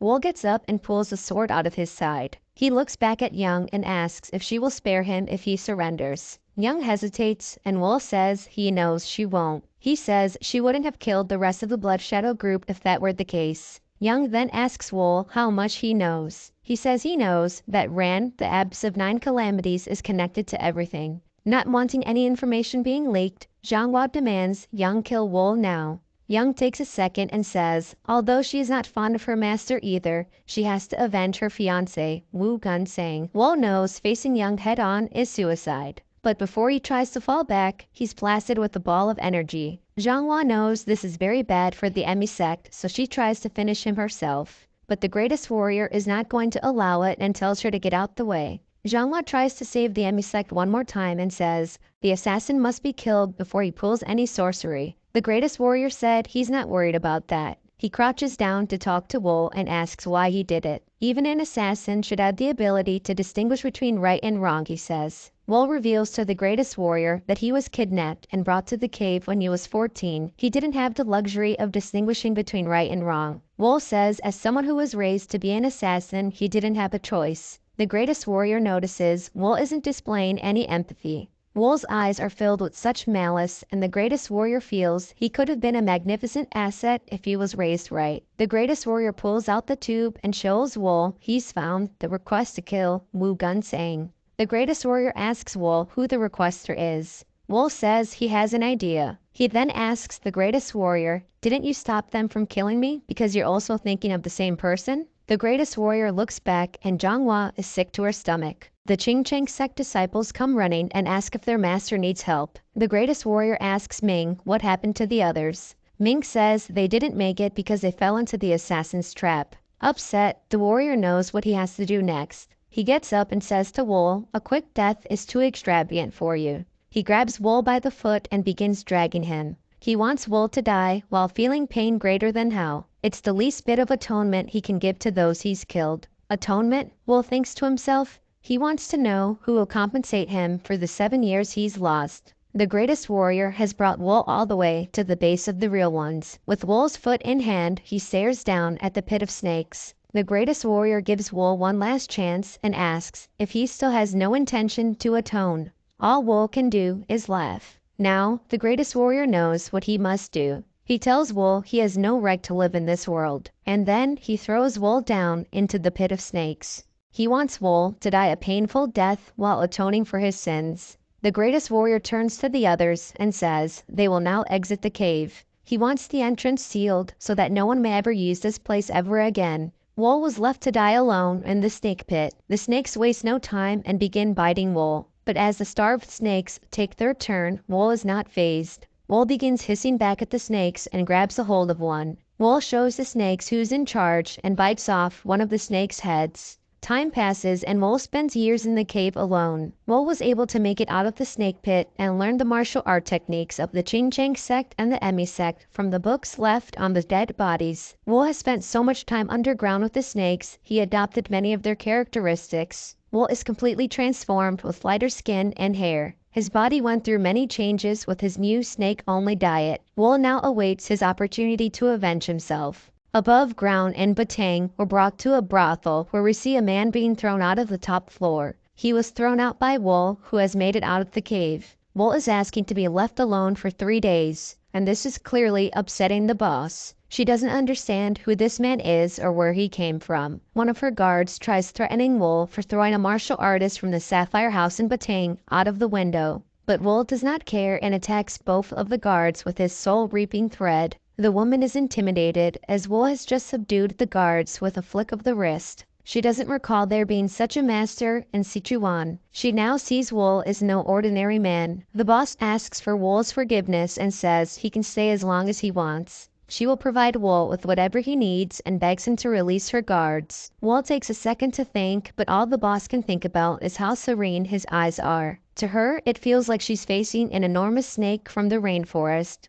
Wool says he just needs 3 days. He releases the guards and says he would really appreciate it if no one disturbed him. The boss agrees to Wool's terms and asks for his name. He tells the boss his name is Wool. The 3 days pass and Wool is prepared to exit the brothel. When he left the cave, he didn't have any clothes, so the boss at the brothel was kind enough to lend him some. They not only provided him with a set of clothes, but they also gave him a box of lunch for when he gets hungry. As Wool leaves, the boss is still in disbelief as to who she just met. On Wool's journey, he takes a break to enjoy his meal and hide out from the rain. He's admiring nature as it's one thing he's missed for most of his life. Wool reflects on how 7 whole years have passed. His past is not something he will ever forget, but he realizes if he doesn't break free from the past, he probably won't be able to move forward. And in order to break free from his past, the Ching Ching sect and the Emmy sect have to pay for ruining his life. Wool thinks he'll be able to obtain more information about the sects if he heads to Chengdu. As Wool was on his break, we see a group of people approaching. They are also trying to find refuge from the rain. Once they get under the roof, they begin bickering about being wet,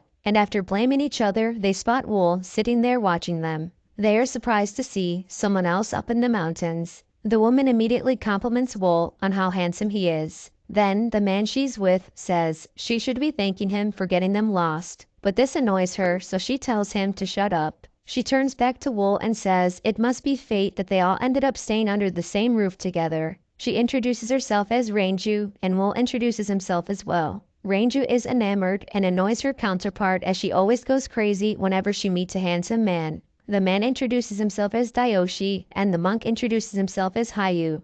Ranju asks Wool where he's headed, and he says he's going to Chengdu. Coincidentally, Ranju and the others are also headed to Chengdu. She thinks it'd be a great idea if they traveled together, but Wool is unsure. They're a peculiar combination of people at first sight, but they're all masters that can team up at any time. He wonders if Ranju is their central figure because it doesn't really seem like she's the leader. Wool is willing to take the chance and accepts. He believes there must be some other powerful order that keeps them together, and he wants to know more. They begin their trip together and find a crew to board with.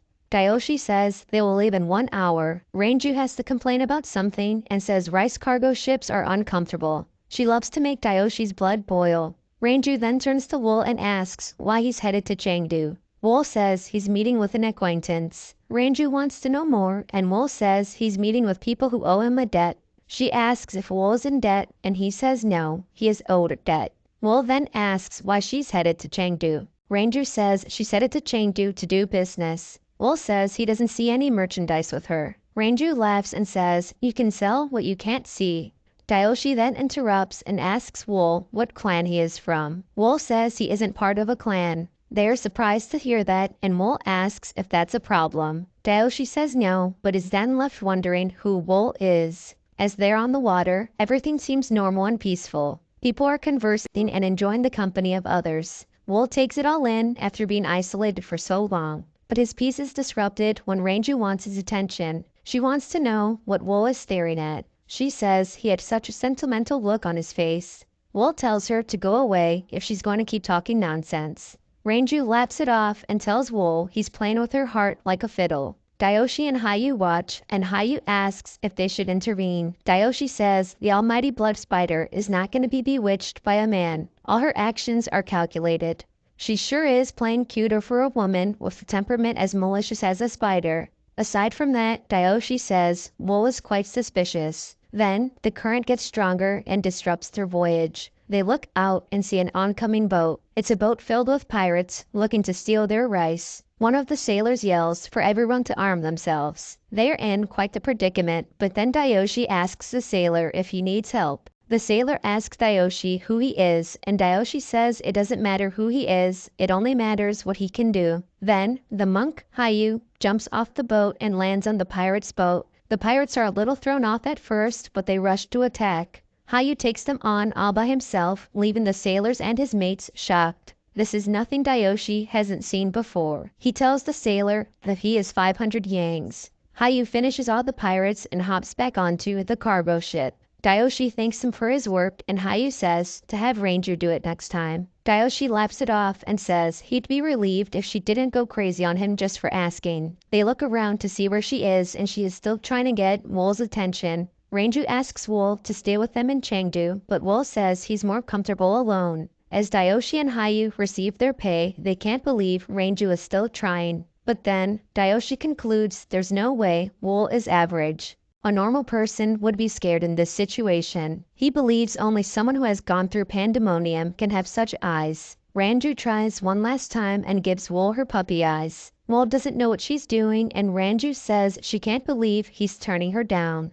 Wool says he's not into poisonous roses, no matter how beautiful they are. Her tears quickly stop because she's glad Wool called her beautiful. "That's enough for me," she says. Wool thinks these people are vagabonds who sell their strength for money. Just now, they showed just enough strength for rumors of their skills to be spread throughout Chengdu. He wonders if that means a conflict large enough to require vagabonds has occurred in Chengdu. He doesn't believe that the Emi sect and the Qingcheng sect would allow any sort of conflict to occur in the Chengdu. But then he thinks, what if their circumstances aren't very good? He remembers his last moments with the Qingcheng sect and the Emi sect. Wool wants to force them to atone the way he was forced to. They finally docked a boat and are ready to head to Chengdu. Dayoshi says they have to reach Chengdu by morning and asks Wool what his plan is. Wool says he will just stay here for the night. Ranju is upset and asks Wool if he's sure he can't go with them. Wool says he has something he has to prepare by himself. He provides her with a bit of hope and says he'll contact them when he reaches Chengdu. Ranju makes Wool promise and he does.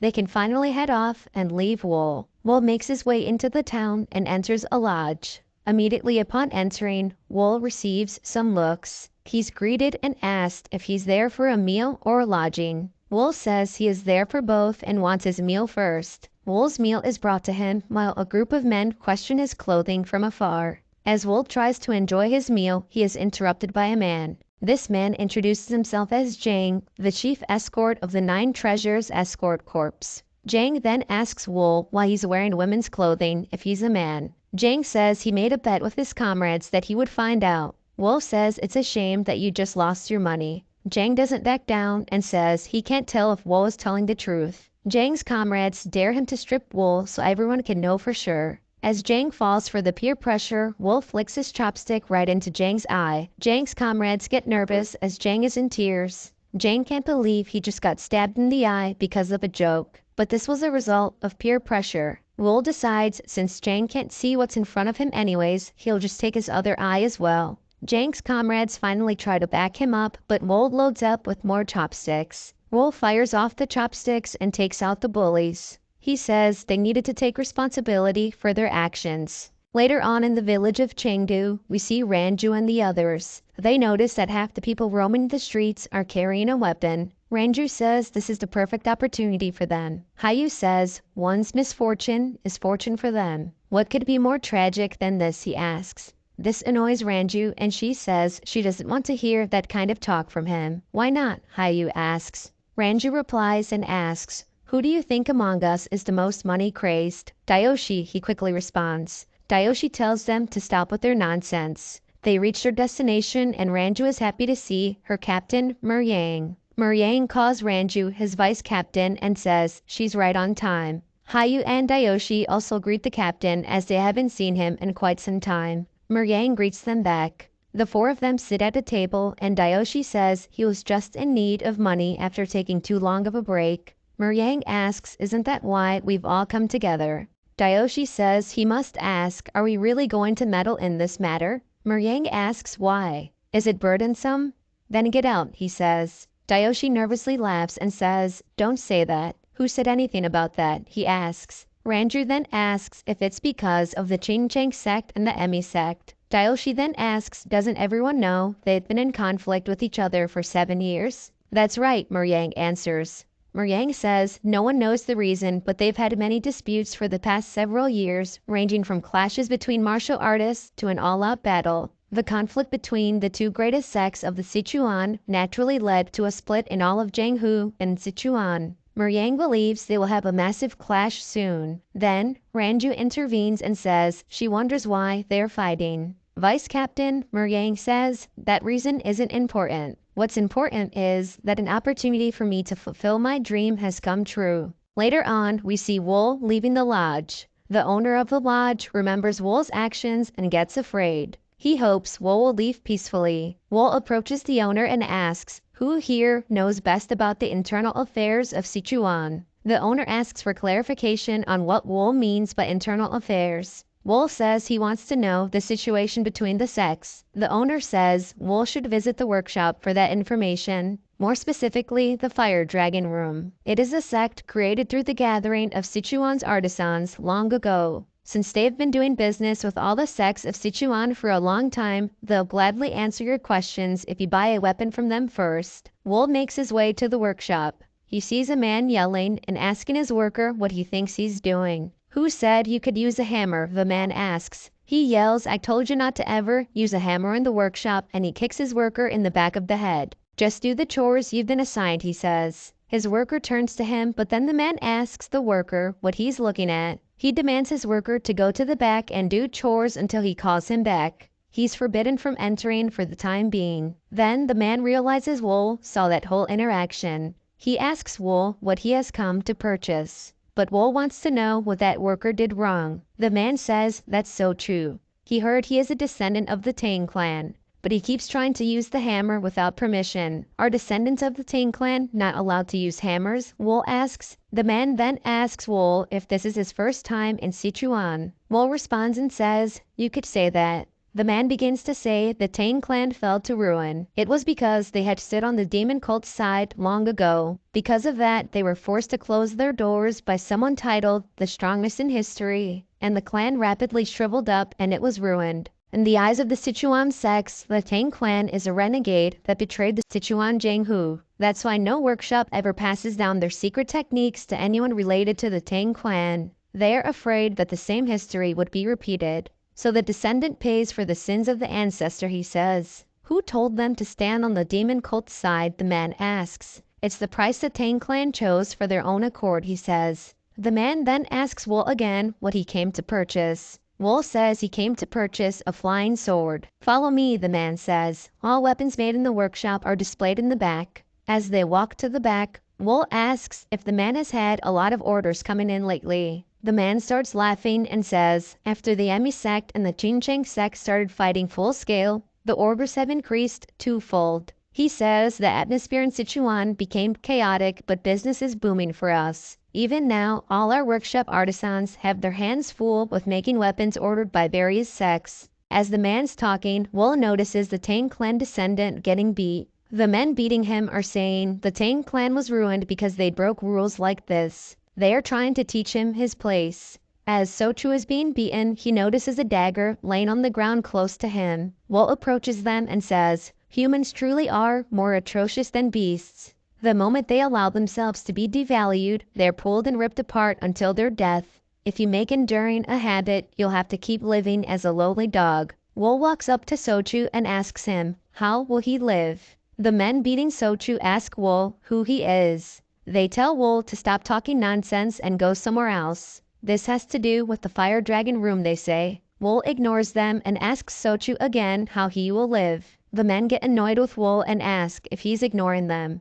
And as the man is looking at Wool, Sochu jumps up and bites him in the neck. Sochu takes the man down and the man tries to ask Sochu what he's doing. Sochu then grabs a dagger and puts it to the man's eye. The others from the group are in shock and ask why he's acting like a beast. Sochu gets up and asks, "When did you guys ever treat me like a human? You always treated me like a beast," he says. "You seriously think you can get away with this?" they ask. "Do as you like," Sochu says. "I'm tired of getting beaten up by you guys for no reason. But keep this in mind," he warns. "I'll slit the throat of the next person who messes with me." As the men walk away, Sochu starts to fall from his exhaustion, but Wool is there to catch him. The story continues and Wool is walking Sochu home. Wool takes a quick look around and compliments Sochu on his home. However, Sochu isn't used to anyone complimenting him and asks Wool if he's mocking him. Wool says his home is no different than a palace, and he then admits to living in a pit of snakes. Sochu thinks Wool is making that up just to make him feel better. Wool then says he's leaving because he has somewhere to be. Sochu asks Wool where he's headed, and Wool asks if Sochu is usually interested in other people's business. Sochu chuckles and says Wool would have asked the same thing. Wool knows it's true and says there are some people who owe him. He was used, abandoned, and hunted. Sochu wants to know who they are and if Wool is going to take revenge. Wool says the Qingcheng sect, the Emi sect, and the sects who support them. Sochu can't believe it and says that's insane. He then asks Wool if he's trying to wage a war against the full force of Sichuan by himself. "I may be insane," Wool says. He then asks for the flying dagger he lent to Sochu because he's going to need it. "Oh, this piece of garbage?" Sochu asks. Wool says that's not garbage, he spent a tile of silver on it. Sochu searches under his bed and says Wool will die pretty quickly if he thinks of taking revenge with this dagger. Sochu throws Wool a weapon he had hidden under his bed and says, "Take this instead." Wool loves it as the edge, balance, and durability are perfect. Wool asks Sochu if he had a hard time making it.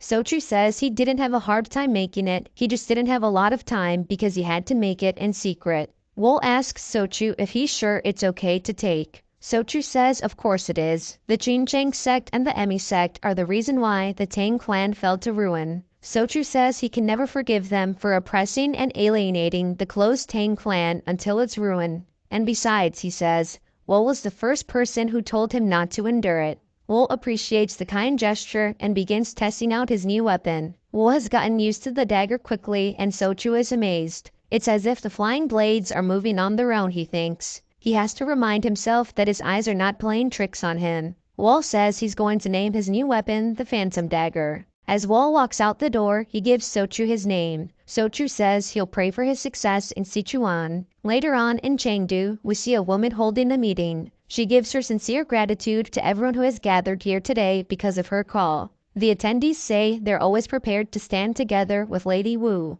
She says the 100-flower room's circumstances aren't that great due to the pressure from the Ching sect, but she is relieved that everyone is doing their best to help. The men say they'll protect the 100-flower room no matter how powerful the Ching sect is. They don't have the power all the way in Chengdu. They reassure Lady Wu that she doesn't have to worry about a thing. Lady Wu thanks them and thinks to herself men are all the same, nothing but vulgar barbarians. Then she remembers the Emi sect has issued a summons since the Ching sect has been moving in unusual ways. She tells the men at the table that she won't be able to attend the next meeting. The men eagerly ask if they can also join the Emi sect's ranks. They even go as far as saying they would climb the Emi sect mountain. Lady Wu sheds tears of joy and thinks to herself that the men are only there because of her looks. She can take all the people who mistake her for a flower under her wing and manipulate them, until the day she becomes the leader of the Emi sect and rules over Sichuan. The meeting ends as they walk down the stairs and Lady Wu sees a new face. She's intimidated by Wool's bright eyes and fair skin. Lady Wu decides to approach Wool and she says she's never seen him around here before. She introduces herself as Lady Wu from the 100-flower room and asks for Wool's name. He agrees and says his name is Wool. Lady Wu wants to know more and asks Wool if he's a martial artist. Wool tells her to think as she likes. Lady Wu doesn't appreciate Wool's cold response and asks why he won't tell her. Wool asks if she always acts so inquisitively when she meets someone for the first time. The men with Lady Wu don't appreciate Wool's tone and demand he apologize to her. Apologize? Wool asks. One of the men didn't catch Wool's vibe and he tells Wool to get on his knees and formally apologize. If you don't, there will be consequences, he says. Wool gets out of his chair and says, there's a limit to how blinded you can be by a woman. Shouldn't you assess your opponent before running rampant? Wool asks. The man gets angry as he doesn't want to be embarrassed in front of Lady Wu and calls for his sword. How dare you mock me? He asks Wool. The man instinctively goes for an attack on Wool, but Wool easily moves out of the way. The man is shocked that Wool dodged his attack so easily. He's now more angry as that's never happened before. The man prepares for another attack with the thunderstorm sword technique of the Clear Sky House. His comrades are afraid he's actually going to kill Wool. The man moves to strike Wool and once again Wool easily avoids the attack. The man can't believe Wool dodged his attack yet again and is left wondering who Wool is. The man again tries to avoid embarrassment and goes for an attack behind Wool's back. Wool easily avoids them all and walks up to Lady Wu. She is mesmerized by Wool's presence. Now that Wool is done moving, the man tries to sneak up on Wool with one last attack. Wool looks back at the man and asks if that's really the best he can do. Wool gets a hold of the man's chin with 2 fingers and slams him into the ground. Wool gets up to face Lady Wu and she asks him to release his anger. Lady Wu tells Wool that the man is not a bad person. She says he was aggressive because he was worried about her. Wool says people must always take responsibility for their actions. Lady Wu replies and says, Wool is absolutely right and asks how she can take responsibility for the man. She throws Wool off with this response and he asks if she's really willing to take the responsibility for the man. The man's comrades beg her not to as they'd rather fight with their lives on the line. But Wool realizes what she's doing. She's getting full mileage out of what she has. Wool takes a long look at Lady Wu and he can't help but smirk. Lady Wu has shouldered the responsibility of that man from earlier. Lady Wu then asks Wool if he can do her a favor. She says it shouldn't be too difficult for him considering how easily he beat up that man earlier. Wool says he needs to hear the favor first. Nam Hosan, she says. She wants Wool to kill Nam Hosan, the next in line of the Thunder Clan. She says not long ago, the Thunder Clan leader Tae Yeon-ho proposed a marriage between her and Nam Hosan. They threatened them by saying they would aid the Jincheng sect if they refused the proposal, putting the 100-Flower Room and the Emi sect in a very difficult position because of him. Wool realizes that because he has no contact with the 100-Flower Room, Lady Wu must have calculated that she can claim she doesn't know him if he fails. Lady Wu says if Wool kills Nam Hosan for her, she will put in a good word for him with her aunt and make sure he receives a sizable reward. Wool asks who her aunt is. Lady Wu says her aunt is one of the great disciples of the Emi sect leader, Ran. She is the pavilion master, Zhanghua. Is that so? Wool asks with a smile. We're now brought to Mount Emi, where we see Ranju and one of her comrades have arrived. The view from the mountain is amazing, but it's all meaningless if they lose to the Jincheng sect in the war. Ranju and her comrade are visiting for a meeting with the Emi sect. This meeting will include Zhanghua, Young, and the Abbess of 9 Calamities, Ran. Ran cuts right to the chase and says, there's no way a group of vagabonds would spill blood for free, so you must want something in exchange. Ranger says she is correct as they can't afford to suffer losses after all. Ran asks how much they want and Ranger says they believe 500,000 gold yangs is fair. The Emi sect disciples are appalled and Ran has to calm them down. Ran asks Ranju if she actually expects her offer to be accepted. Ran says she can hire multiple groups with that kind of money. Ranger says that's true, but none of them will be as strong as the Blood Cloud Corps. Ran asks what if she still refuses. Ranger says a member of their corps should have arrived at Mount Jincheng by now.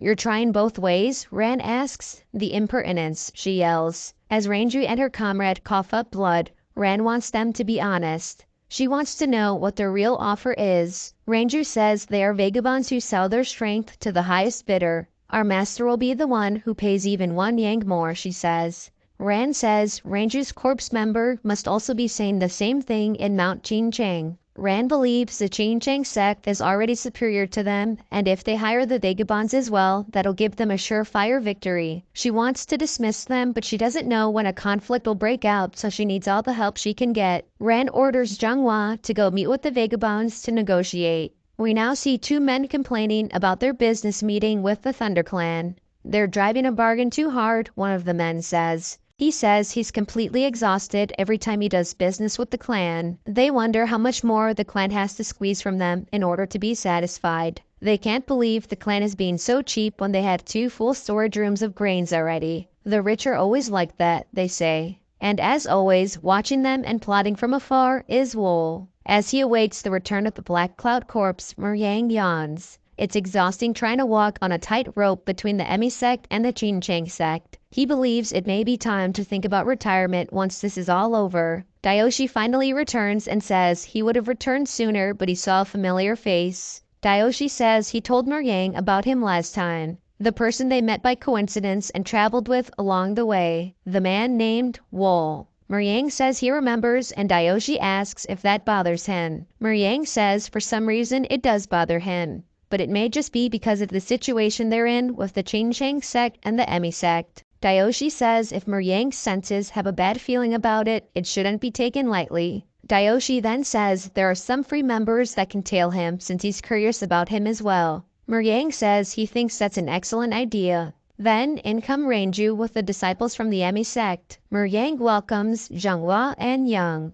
Muryang asks if he can take the direct arrival of the great disciples of the Emi sect as confirmation that the Emi sect is willing to make a deal.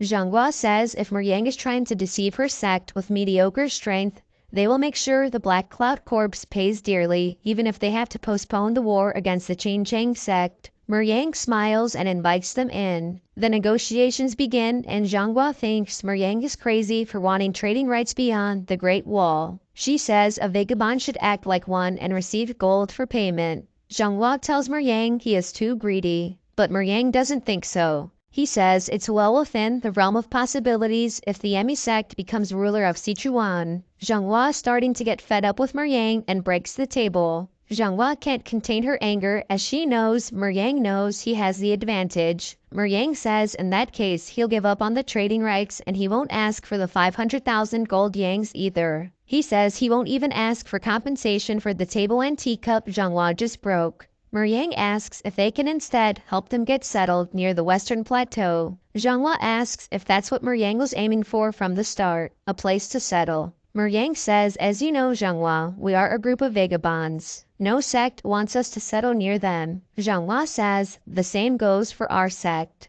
Yang says, that is why I'm suggesting we settle near the Western Plateau, far away from the Emi sect. You can allow something like that, can't you? He asks. Zhanghua takes a second to think. She believes they'd be indispensable to them in the short run if she accepts, but they may become a burden in the future. However, if we use them as meat shields, their forces will dwindle and not much of them will be left, she thinks. Providing the few who remain a place to settle isn't difficult and they can be disposed of when they become a problem. Very well then, we accept your proposal, Zhanghua says. Negotiations are complete then, Yang says. Yang is excited as he thinks things wouldn't have gone this well if he was negotiating with the Qingcheng sect. Yang asks if they should write up a contract, but Zhanghua says there's no need. They will uphold the proposal in the name of the Emi sect. Yang asks if they will now be headed back to the Emi sect. He offers them a room if they'd like to stay for a day. Zhanghua says they will stay in the 100-flower room as the young master there is her niece. Then, Ranju barges in and says she has urgent news. Yang gets angry and asks how urgent could the news be for her to barge in like this. Ranju says the young leader of the Thunder Clan was assassinated. How? Was the assassin captured? Yang asks. Doesn't seem like it.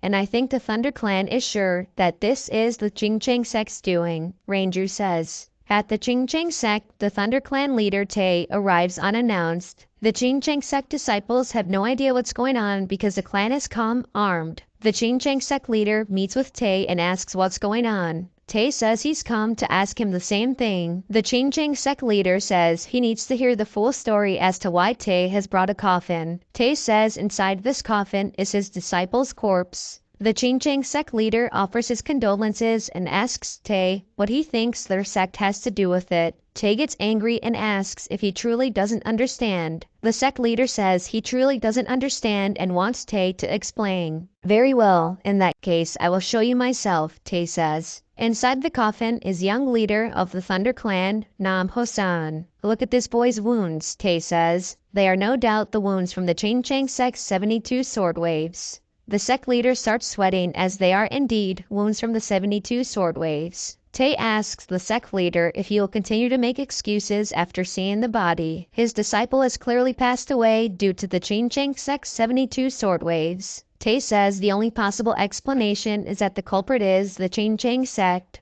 Tay thinks they must have realized they were planning on backing the Emi sect through matrimony with the 100-flower room. He's sure the Qingcheng sect made their move first after realizing it. The sect leader begs Tay to calm down and says he will get to the bottom of this. But Tay asks how he can possibly stay calm when his disciple died from the Qingcheng sect sword technique. Here is the proof, he says, so what are you trying to get to the bottom of? Tay wants the Qingcheng sect leader to explain himself this instant. Then, the Qingcheng sect's greatest warrior has heard enough. How dare you act in such a way after coming to the Qingcheng sect unannounced, he asks. He says this is unforgivable. He then rushes Tay and hits him with the thunderstorm palm. Do you find our sect that laughable, to the point that you would try to persecute us with such an outrageous accusation? He asks. The sect leader is upset at the greatest warrior for the attack. The greatest warrior walks away and says, we would only be a laughingstock if we gave them the attention. It's not too late to figure out what's going on after neutralizing them. The sect leader notices that his junior brother has changed. He has become violent and reckless. Though he was cold in the past, he was never that frenzied. As Tay's disciples check up on him, Tay asks the sect leader if this was the aim of the Qingcheng sect, to neutralize with force to suppress any form of objection. The Qingcheng sect leader can't respond. He tells his junior brother to speak with Tay when he gets up and gives the ThunderClan warriors a place to stay as well. The Qingcheng sect leader then tells his disciple Chang to head to Chengdu. Something is amiss there and he wants to know what. Back in Chengdu, we see two men conversing in the hall. One wonders if the Ching sect really killed Nam Hosan. It's been said that traces of martial arts can be easily forged,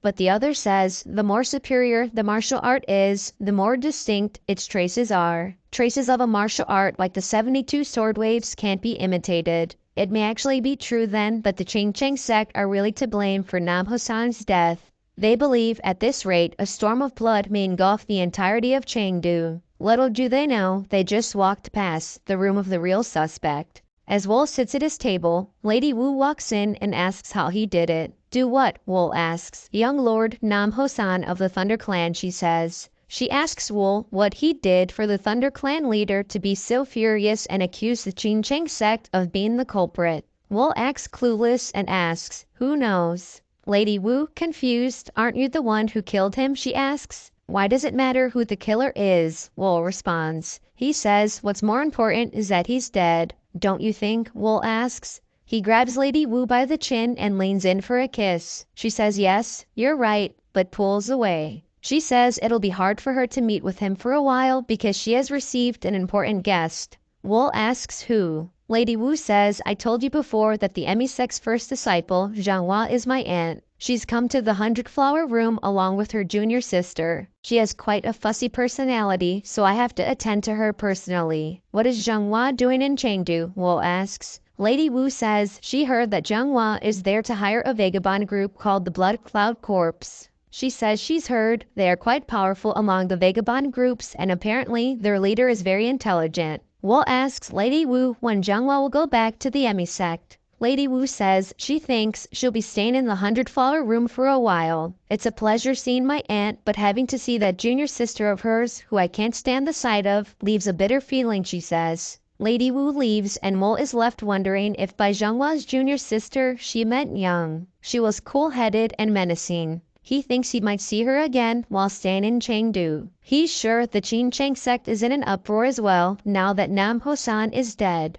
He says to himself he'll just have to wait a little longer. We're given a flashback of the 72 wave sword technique being activated and performed masterfully by Wool. The Ching sect disciples have arrived at the crime scene and are looking for clues. They are shocked to see that the traces without a doubt belong to their sect's technique. Chong wonders if this could have been done by an outsider. His comrade believes it could have been, but it's near impossible for an outsider to have learned a secret technique that only a select few have even learned within the sect. Chong says a transcript was leaked once, but the transcript only contained the sword movements. Chong's comrade says if they didn't learn their sect's cultivation technique, a single person wouldn't be able to bring out even half of its true power. Chong then asks if he thinks it was a sect. The Ching sect disciple says that would change things. They'd be able to create a cultivation technique by reverse engineering the movements. However, considering its efficiency, it'd be better to just create a new martial art at that point. They realize they won't be able to come to a conclusion and decide to figure out how the assassin infiltrated instead. As they're retracing the assassin's steps,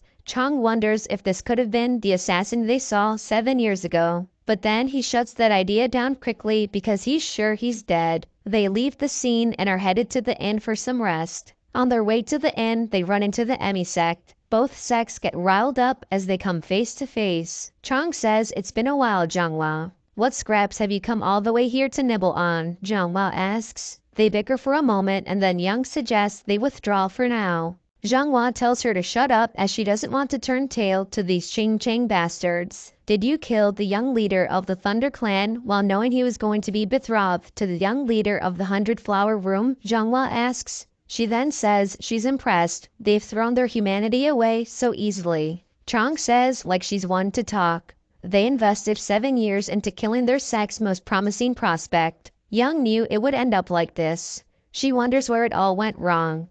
She recalls they were the ones who started this, but they didn't actually think the assassin would kill Wu Gunsang. He's long dead, but we're still wrapped around his fingers, she thinks. She realizes she doesn't even know his name. Then she gets a cold gaze and wonders who it is, but she doesn't see anyone, so she thinks she may have been mistaken. Her senses are as sharp as ever, Wool says to himself. He needed an appropriate ember to light the fire of conflict, but quite the big shots have already gathered.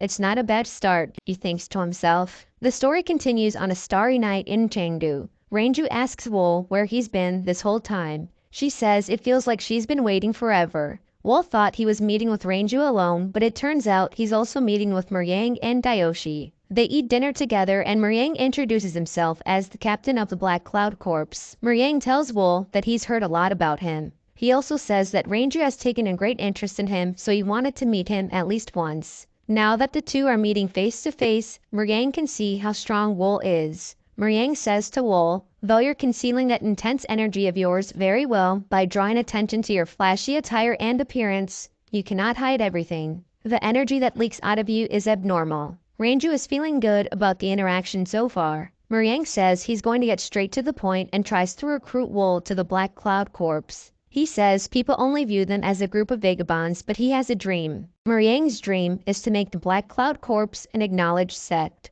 To make that happen, he knows he needs every capable person they can get. Muriang says he's willing to offer Wol anything he desires. He says he'd even offer him Ranju, and Dayoshi can't wait to watch what happens next. He thinks it's interesting that Ranju is acting like she's not interested in Wol when he knows the truth. Dayoshi is eager to see how Wol will respond. Wol says that's not an attractive offer, and Dayoshi can't keep his drink in. He apologizes for the interruption and tells them to continue. Muriang turns back to Wol and asks, what's not to like? Joining the corpse or Ranju? Wol says, everything. I'd rather not lay my hands on food that's obviously bound to spoil. Ranju can't believe she's just been rejected. There's an awkward moment of silence and Muriang bursts out laughing. He says it was just a joke. He stands up and says to Wol he has no idea how valuable Ranju is. Muriang offers Wol a piece of advice. He says, try not to come face to face with our corpse. I like to have conversations, but the others like to take action first.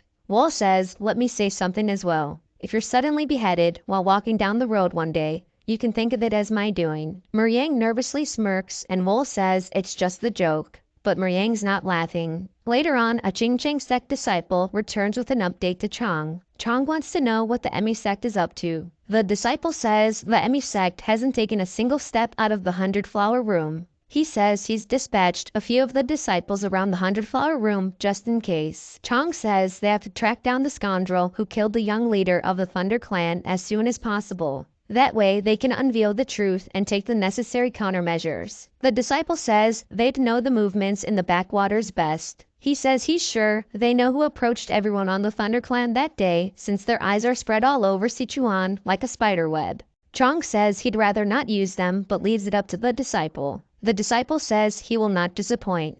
Chang looks out into the night sky and thinks, more sects are involved in this than he expected. The Thunder Clan, the Golden Heaven Clan, and even the 100-flower room. Who knows how many problems could arise if the assassin is not caught quickly. Down the street, we see a spy trying to collect information on Wol. He was sure that he'd received confirmation of him being inside, but he can't feel his presence at all. The spy knows Wol is extraordinary, but he can't believe that he can't even hear a single breath.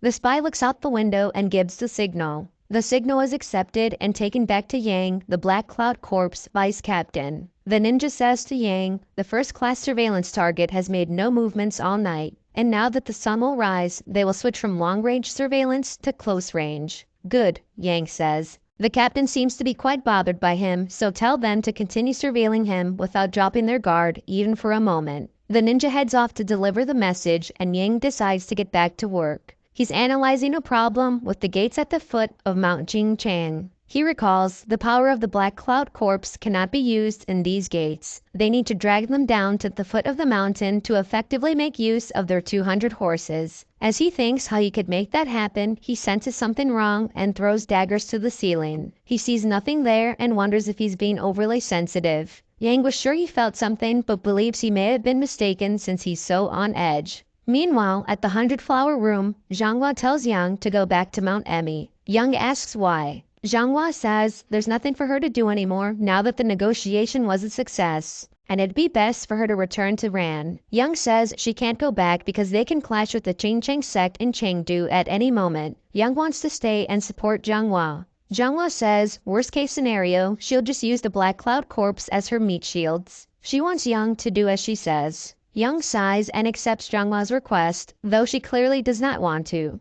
Zhanghua tells Yang she can leave first thing in the morning. After Yang leaves the room, Lady Wu enters. Lady Wu says she thought Zhanghua would like some company. Xianghua appreciates the thought and asked Lady Wu if she's seen anyone. She noticed her complexion looks much healthier. Lady Wu says she is, and he has quite the use to him. She then spits out that she thinks the man she's seen is the one who killed the young leader of the Thunder Clan. Xianghua is shocked and asks if she is certain. Lady Wu realizes she may have revealed too much information and says she has no proof. She also says she'd introduce him to her when she finds out if he did it or not. Xianghua asks for his name, and before Lady Wu can tell her, they're interrupted. The two run to see what's going on, and the disciples say Go is dead. They believe this was the Ching Chang sect's doing. Fuel has now been added to the fire. The next morning, Yang and his vice captain, Yang, head to the flower room. Yang informs his vice captain that an emisect disciple was found dead. He worries he may have chosen the wrong side of the war. Yang says this isn't terrible news as they might need them even more now, but the fact that there's an assassin of this level in Sichuan is strange. After the fall of the Blood Shadow group 7 years ago, not a single assassin group has set foot in Sichuan. As they wonder who it could be, Yang says there's no way a prestigious orthodox sect like the Ching Chang sect could have hired an assassin. Yang suggests a third party could have intervened. One person comes to mind for Yang. Yang then asks if their spy reported anything unordinary. Yang says the spy reported that Wool hasn't set foot outside in 4 days. Yang knows the spy is very talented, so there isn't a doubt in his mind. Yang asks Yang if he's sure it couldn't have been Wool. Yang says, considering the circumstances until now, yes. Yang trusts his vice captain, so he tells him to tell the spy to stop watching Wool for now and focus on figuring out the Ching Chang sect's movements. Yang and his vice captain meet with Xianghua and offer their condolences. Xianghua says she called them here today because she wants them to look at her disciples' wounds. She thought they were simple wounds at first, but quickly realized they weren't. Yang takes a look and is puzzled. The wounds are overly thin and sharp, so it can't be a sword or a dowel. He thinks maybe a silver wire. But no matter how sharp a silver wire is, there's no way it would have prevented the skin from curling up. Not even someone as experienced as you have seen something like this before? Xianghua asks. Yang says that's correct. Xianghua then asks if there's anyone he suspects. Woe comes to his mind once again, but it can't be him, he thinks. Yang apologizes to Xianghua and says he can't give her the answers she desires. Xianghua asks when all of Yang's forces will return to Chengdu. Yang says they will all return in 2 days, but the Ching Chang sect will be wary if the cavalrymen enter Chengdu. Xianghua says she doesn't care. They will crush them in a flash. Yang asks if she is planning on waging a frontal assault right away. Xianghua says she said she would give Yang what he wanted, so he shouldn't be afraid. She says she'd rather die than live under the same sky as the Ching Chang sect. Yang and his vice captain understand, but no one notices who's behind her. The nighttime comes and we're brought to the hospital. We see one of Yang's men severely injured. Yang asks to know what happened to O. Ranger says they went to see Wool and got completely messed up. Furious, Yang demands to hear the whole story. Ranger recalls the story and starts from the beginning. Ranger spotted Wool eating and approached him. Wool clearly wanted to eat in peace. Ranger said she was just checking up on him. She wanted to apologize for being disrespectful during their meeting with Yang. Wool said he didn't care. Ranger tried to act like his response didn't bother her, but it did. She then asks Wool to think about Yang's offer again. But as they were conversing, they were interrupted by O. Irritated she was no longer alone with Wool, Ranju asked O why he was following her. O said he was just coming to get her because Yang wanted her. O then introduced himself to Wool. Ranju noticed O had no intentions of leaving, so she got even more annoyed. O tried striking a conversation with Wool, but Ranju wanted him to stop. Wool said he'd give O one chance to leave him alone. He told him to turn away before he counted to 3. Wolf said if he didn't, he'd make it so that O can't see anything until the day he dies. Clearly unaware of what Wool was capable of, O began to count down himself. He reached a count of 3 and he didn't move. Wool took his chopsticks and went right for O's eyes. Surprisingly, O was prepared and blocked the attack. O then went for an attack of his own, but he never had a chance of actually hitting. Wool evaded and began his own attack. Ranger tried to stop the fight as she knew things were about to get worse, but it was too late. O was suffocated and severely injured. Wool then picked up O's head and shoved his fingers right into his eyes. Wool was done and ready to walk away, but Ranger was not happy. She sent an attack at Wool, but when he turned to face her, she offered a truce. She told Wool she didn't come to see him for a fight, and Oh has already paid the price for interrupting them. She said there's no more blood to spill. Without words, Wool accepted and turned away. Ranger took a sigh of relief and had a final message for Wool. She told him he's really unpredictable. And despite everything Oh did, she couldn't believe Wool took it that far. She told Wool to be careful. If he keeps acting as he likes without caution, he won't be able to avoid unexpected misfortune. Her threat meant nothing to Wool and he walked away. He was just upset his clothes were ruined because his girlfriend from the brothel gave them to him. After hearing Ranger's story, Meringue is left baffled. He's angry to have lost such an important member at such a crucial time. Ranger says at this point her pride is so hurt she can't handle it. She vows to make sure Wool will pay for this humiliation. Meringue says that's a good choice. They can dispose of him once the matter with the Ching Chang sect is resolved. Ranger agrees. As they go their separate ways, Meringue says they'll make their move as soon as they regroup with the cavalrymen. Make ample preparations, Ranger responds. Later on, we see Chong meeting with the ignoble clan branch manager. Chong wants to find the culprit who killed the young leader of the Thunder Clan. The manager says that's as difficult as finding a needle in the haystack. The only clue is that they use a martial art of the Ching Chang sect. Chong asks if there are any rumors of anyone standing out in Chengdu. The manager says there is one, a man named Wool. They say he possesses beauty that can charm others and is a ruthless master whose skill can't be described with words. Chong asks if that means he has something to do with the death of the Thunder Clan's young leader. The branch manager says that he doesn't know, but he does know he fits the conditions of people that Chong is looking for best. Chong makes his payment and walks away. As the manager reflects on this interaction, he wonders if Wool could be the culprit. He grabs one of his books and looks up Wool's name. The manager doesn't find out much about Wool that isn't already known. He asks himself if this could really be the assassin that killed Nam Hosan. The manager plans to send this information to the headquarters so they could handle it. In doing so, Wool will have to live under the ignoble clan's watchful eyes. But to his surprise, Wool was watching him the whole time. Now he can't move and Wool takes his book. Wool's soul-reaping thread is a wire made from his chi, invisible to the eye of everyone. The manager turns to Wool and asks who he is. Wool says he's impressed that the manager has investigated him. He says it hasn't even been that long since he's entered Chengdu. The manager says the ignoble clan will not stand for it if Wool harms him. Wool says he knows and that's why he's there. The manager asks why, and Wool says he doesn't like his information spreading around without his permission. The manager realizes who he's talking to and asks if it's Wool. Wool says he's right. The manager wonders why Wool is exposing his identity like this and wonders if Wool is trying to silence him by killing him. The manager begs Wool to spare his life as no one has seen the book yet. Wool says that's laughable because he was saying Wool's name very openly earlier. The manager begins to panic and tries to break free.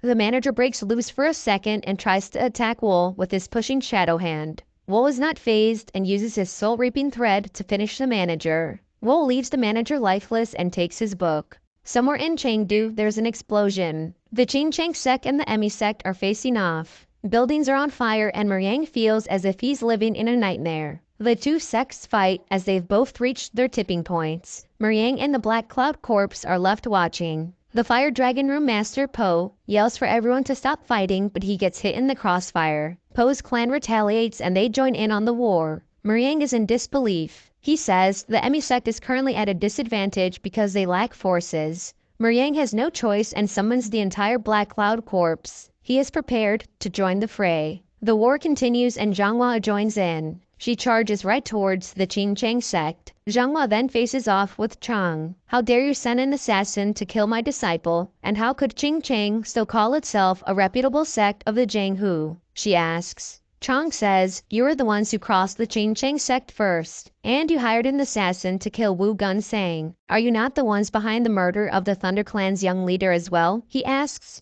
Zhanghua says she heard the assassin use the sword technique of the Ching Chang sect. She then rushes Chang for trying to pit this on them. As she attacks, she yells, one of us will be buried here today. Chang is ready for battle. As they clash, Yang is trying to do her part in the war. She fights off a few Ching Chang sect disciples, but she is unable to protect the disciple with her. Yang cries for her junior sister and tells her to circulate her aura. But the disciple is in too much pain and she can't. The disciple passes and Young breaks down. While holding the lifeless disciple, Young thinks about how this whole war was instigated by the Emi sect. That's why she was hesitant to join the war against the Ching Cheng sect, but because of her indecisiveness, the sect's disciples are now dying. She tells herself she can't keep dodging the issue any longer. Another explosion goes off near Muriang and he wonders where his forces are. Muriang calls for Seo, one of his members. He says things are flowing strangely. The people who went to gather the forces haven't returned and everything just feels contrived, as if someone is adding fuel to the flames. Muriang tells Seo to leave the battle and search the area. Check if there really is such a person. As Seo flies over the war, he thinks this is the epitome of madness. Both forces have put the assassination incident aside and are simply tearing each other apart. The captain is right. There must be someone inciting such a situation to happen. He wonders where such a person would be. Since there are battles everywhere you go, they wouldn't be in a building that could collapse at any moment. And there doesn't seem to be anyone like that among those fighting either. He tries hard to think of where they could possibly be. Then he sees the tree that is considered to be sacred in Chengdu. It's perfect enough to be able to view all the surroundings. Seo hops on the tree and checks if the person is hiding inside.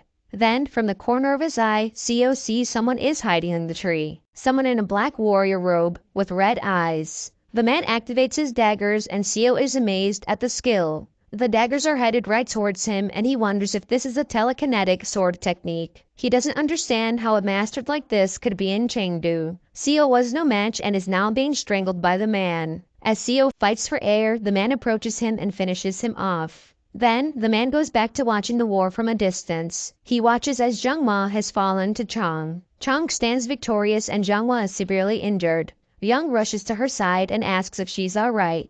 Zhengma can't answer and Young takes her back to the 100-flower room. As Chang watches them leave, his junior brothers rush in for help, but Chang says it's time to go as well. Both sects withdraw their forces as Zhengma's wounds are serious. This is all news that the disguised man, Wool, likes to hear. The next morning, Muriang is shown 2 corpses. He asks who killed these people and Daoshi says they were killed by the same person. The marks on their necks are identical. Based on the size and shape of the wounds, the assailant probably used either a short sword or a dagger. Muriang then recalls O's wounds were caused by daggers as well. He calls for O and he was right. The wounds are exactly the same. Muriang knows exactly what this means. Wool is the one who killed the ignoble clan branch manager and Seo. Muriang demands for Wool to be brought to him immediately. He says he'll interrogate him himself. Back at the 100-flower room, 2 disciples are discussing the severity of Zhengma's injuries. As they contemplate what's next, Young tells them to pull themselves together. She says to check the defenses of the 100-flower room because the Ching Cheng sect can attack at any second. She also wants a messenger pigeon sent to the main sect right away.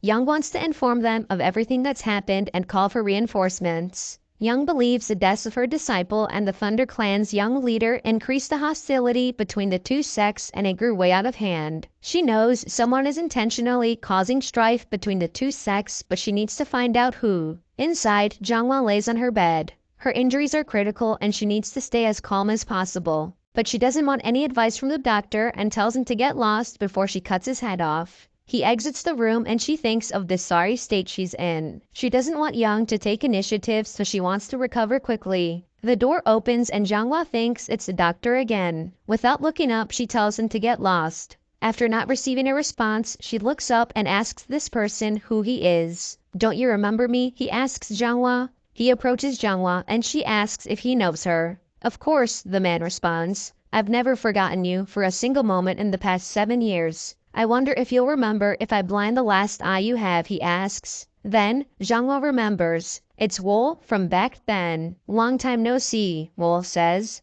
"How are you here?" Zhengma asks. "You definitely died back then. The Ching Cheng sect's greatest warrior threw you into the snake hole," she says. "Yeah, he did," Wool says. "But now it's time for me to mess you up. I'm the one," he says.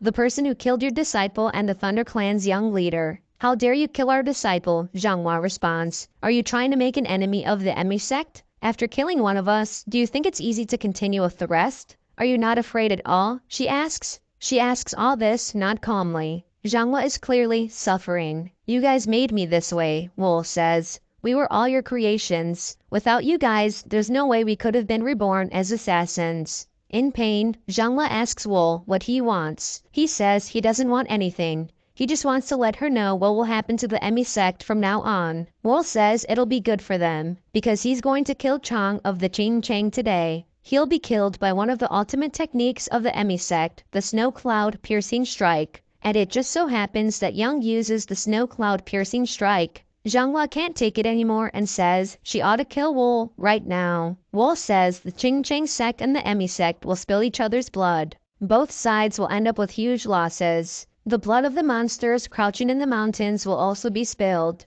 People like Ran and the Ching Chang sect's greatest warrior. Zhanghua wants to get rid of Wool so badly, but she has no life left. Wool says he will pull everyone out from hiding and he'll make sure to devour everyone. Zhanghua uses her last breath of air to call Wool a bastard, and she collapses. Wool says she should have never created something like him, someone as horrifying as he is. The story continues at the inn, where the Black Cloud Corps begins their search for Wool. But as always, Wool is a few steps ahead. As they brainstorm where Wool could be, Rainju admits she feels stupid for falling for Wool's looks. She promises to skin him alive if she ever sees him again. Dayoshi and Hayu try to stay productive, but Dayoshi fears Wool is out causing more trouble. At the Golden Heaven clan, we see two disciples taking a break from training. As they discuss what's been going on in Chengdu, there's a huge explosion. As they hurry inside to see what happened, they recognize the sounds and lights coming from the explosion. It was the Snow Cloud Piercing Strike. They believe the Emi sect has infiltrated the place with Chang inside. We're now shown the events leading up to the strike. Chang is practicing his martial art,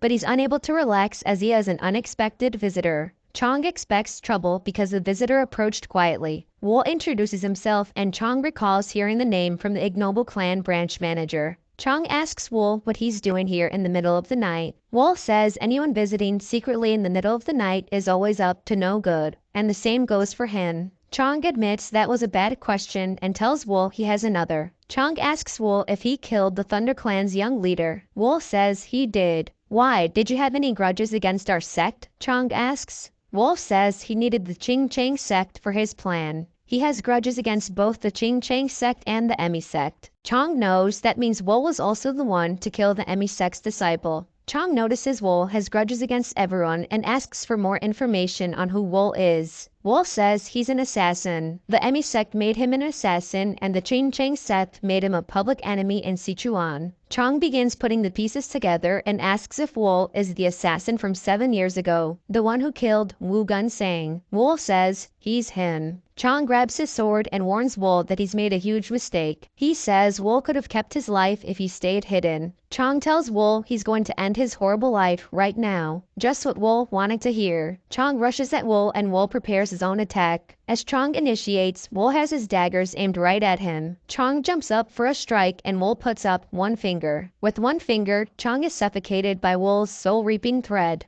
Chang realizes he's no match for Wool. As his goodbye, Wool tells Chang to send his greetings to Zhanghua. And the battle ends with an explosion, which is what the two disciples saw from outside the building. When the disciples reach Chang, Chang uses his last breath to say they've created a monster. The disciples rush to blame the Emi sect, which is exactly what Wool wanted, and they are prepared to take revenge. Once the reason appeared, it took just an instant for mass bloodshed to occur. People killed each other day and night, over and over again. The suspicion that someone might be behind this soon disappeared. No one cared about it anymore. All they wanted was to be able to kill the enemies in front of them. As Young walks through the battlefield, all she can say is that this feels like hell. She tries to think of how things got so far, but then she is called by Muriang. He says he has something to tell her about the killings that have taken place recently, along with some information about a person named Wool. We return to Mount Emi, where Ran mourns the loss of Zhanghua. She's told the killer's name is Wool. He is the assassin who killed Wu Gunsang 7 years ago. He's also the one escalating the war between the Ching Chang sect and the Emi sect. Ran asks how this could have happened. How could he have learned the Emi sect's snow cloud piercing strike? One of the disciples who died in the cave carried a secret manual around. She says Wool may have retrieved that copy. Irate, she asks why anyone would carry a secret manual around. The disciple says she's only the messenger and that's not confirmed just yet. Ran says there's no way the Ching Chang sect would accept such much reasoning. She says they have no choice but to capture Wool. The disciple volunteers, but Ran says no. She will capture him herself. Ran wants to punish Wool for mocking the great Emi sect. Back in Chengdu at the Fire Dragon room, Wool meets up with his old pal Sochu. Wool jokes this place hasn't changed. Sochu is still making great weapons that kill humans. Wool wants Sochu to decide how he should deal with these guys who make others suffer while thinking they're so noble. Sochu tells Wool he'll do whatever he wants as long as he kills them all. Wool says alright and wants to show Sochu something. Wool takes the man and tells Sochu to make sure he's watching. Wool wanted Sochu to watch the dagger he made him in action. This brought joy to Sochu. As they walk the streets of Chengdu together,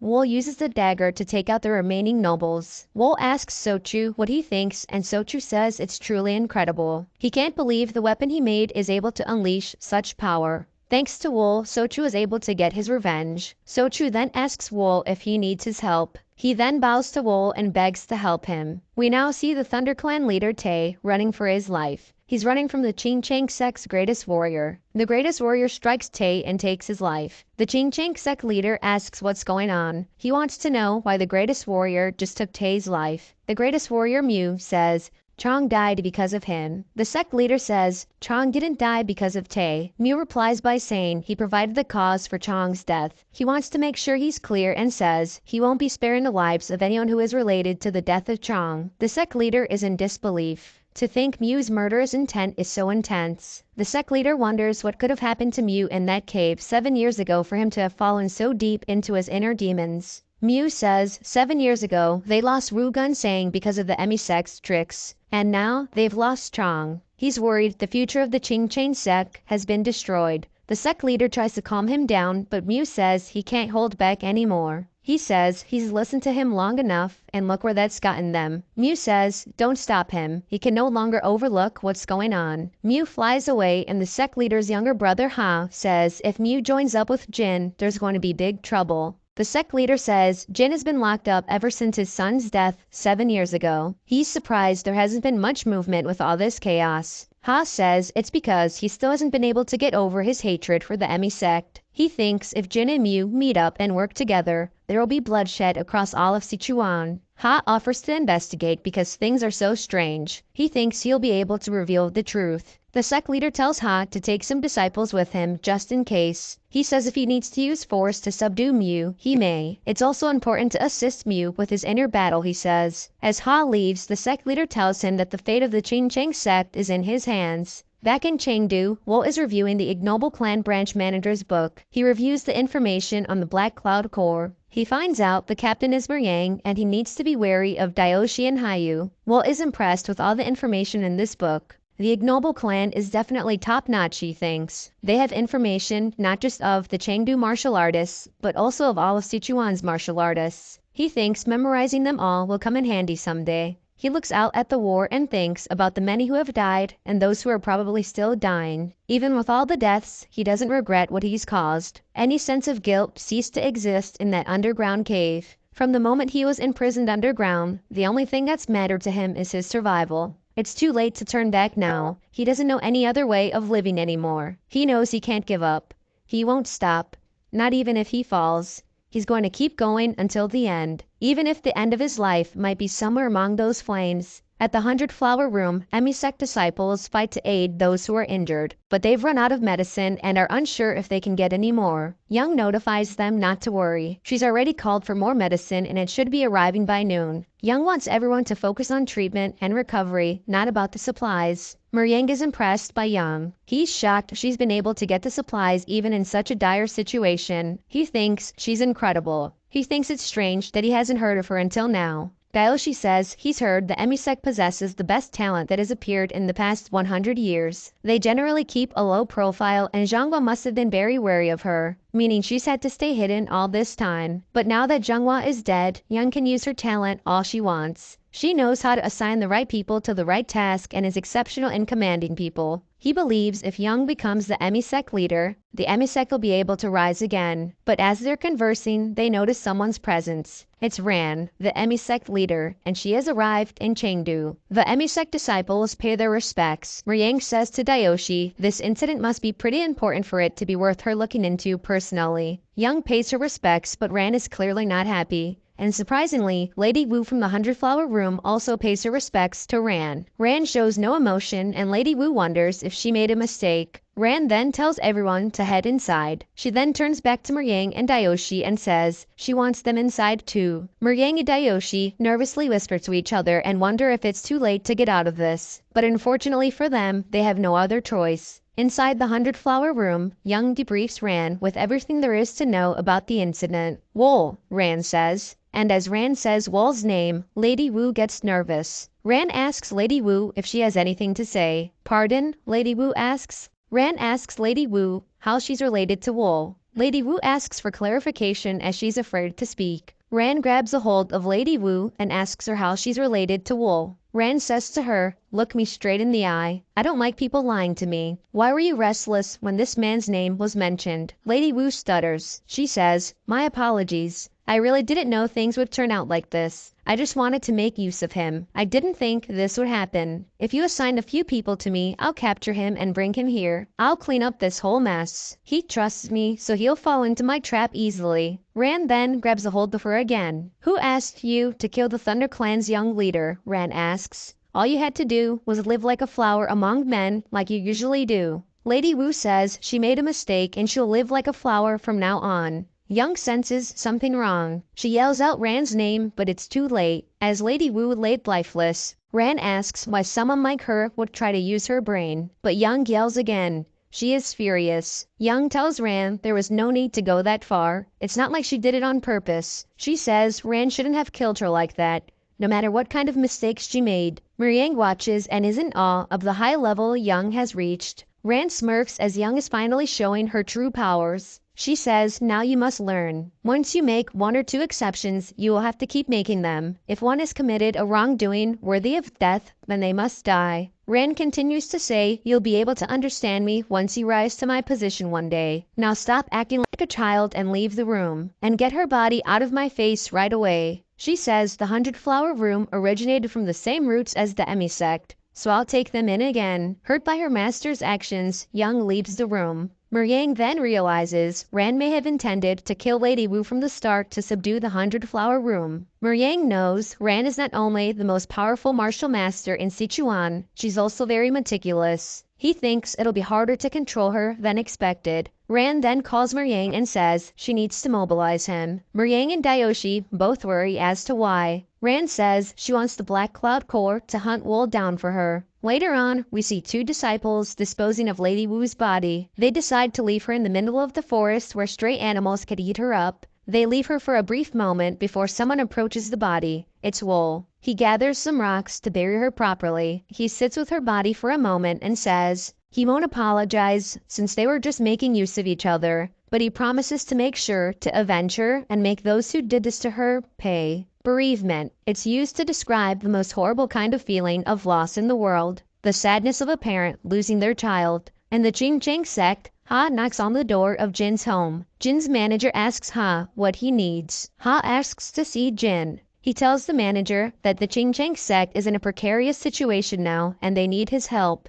The manager understands and goes back inside to get Jin. Ha is left to think. After Wu Gunseng got assassinated, Jin gave up everything and decided to isolate himself in his home. It's as if this worn-down house reflects the state of Jin's heart. After a few moments, Jin opens the front door and greets Ha. Ha asks Jin how he's been. Jin says he's getting along alright and invites everyone inside. They get each other up to speed and Ha tells Jin the assassin who killed the Thunder Clan's young leader used the 72 sword waves technique. The same technique that killed his son. Ha tries to muster up the strength to ask Jin a question, but Jin interrupts him and says he knows why he's here. The assassin who killed the Thunder Clan's young leader is the same assassin who killed my son, he says. Ha asks if that's true, what are you going to do about it? Jin begins to say, parents who lose their children live a lifeless life.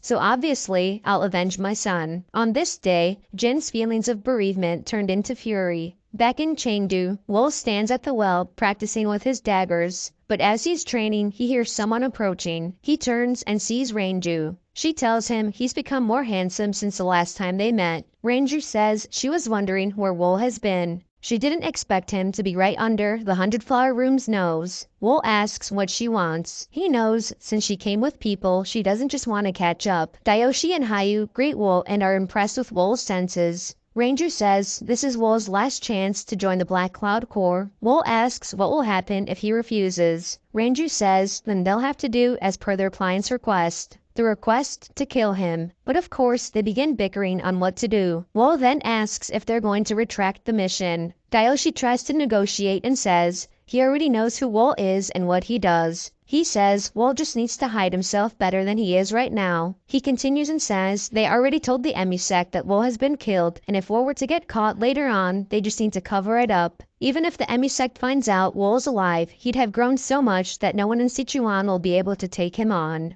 Dayoshi then informs Wool that their client is the Emi sect. Even though Wool probably already realized that, Wool asks Dayoshi, is it alright for you to betray your client so easily? Isn't credibility everything to a vagrant group? Dayoshi laughs and says, who cares about credibility nowadays, especially with everything that's going on in Chengdu. He says he doesn't not like Wool and he doesn't want to kill him. He just wants him to join the Black Cloud Corps. Wool takes a second and refuses. Since credibility is important to an assassin, he says, assassins and credibility, Ranju thinks. She wonders if this means someone hired him to do all those things in Chengdu. Wool reflects on why he's done what he's done. He remembers his fallen friend Min's last words. I hope those people will experience the same emotion I feel, this horrifying helpless feeling of being crushed by a strength that you can't go against. Then it hits Ranju. Your client is a woman, isn't it? She asks. She says there can only be one reason why a man would charge into a fire like a moth. It's when they're involved with a woman. Dayoshi says, ah, a woman. You're more sentimental than you seem. Ranju asks what kind of woman she is. She demands to know this instant and sends an attack right past Wool. The explosion sends fragments everywhere, providing a nice distraction. When they look back, Wool is gone. Then, Muriang comes out of hiding and asks, didn't I tell you that talking to him would be futile?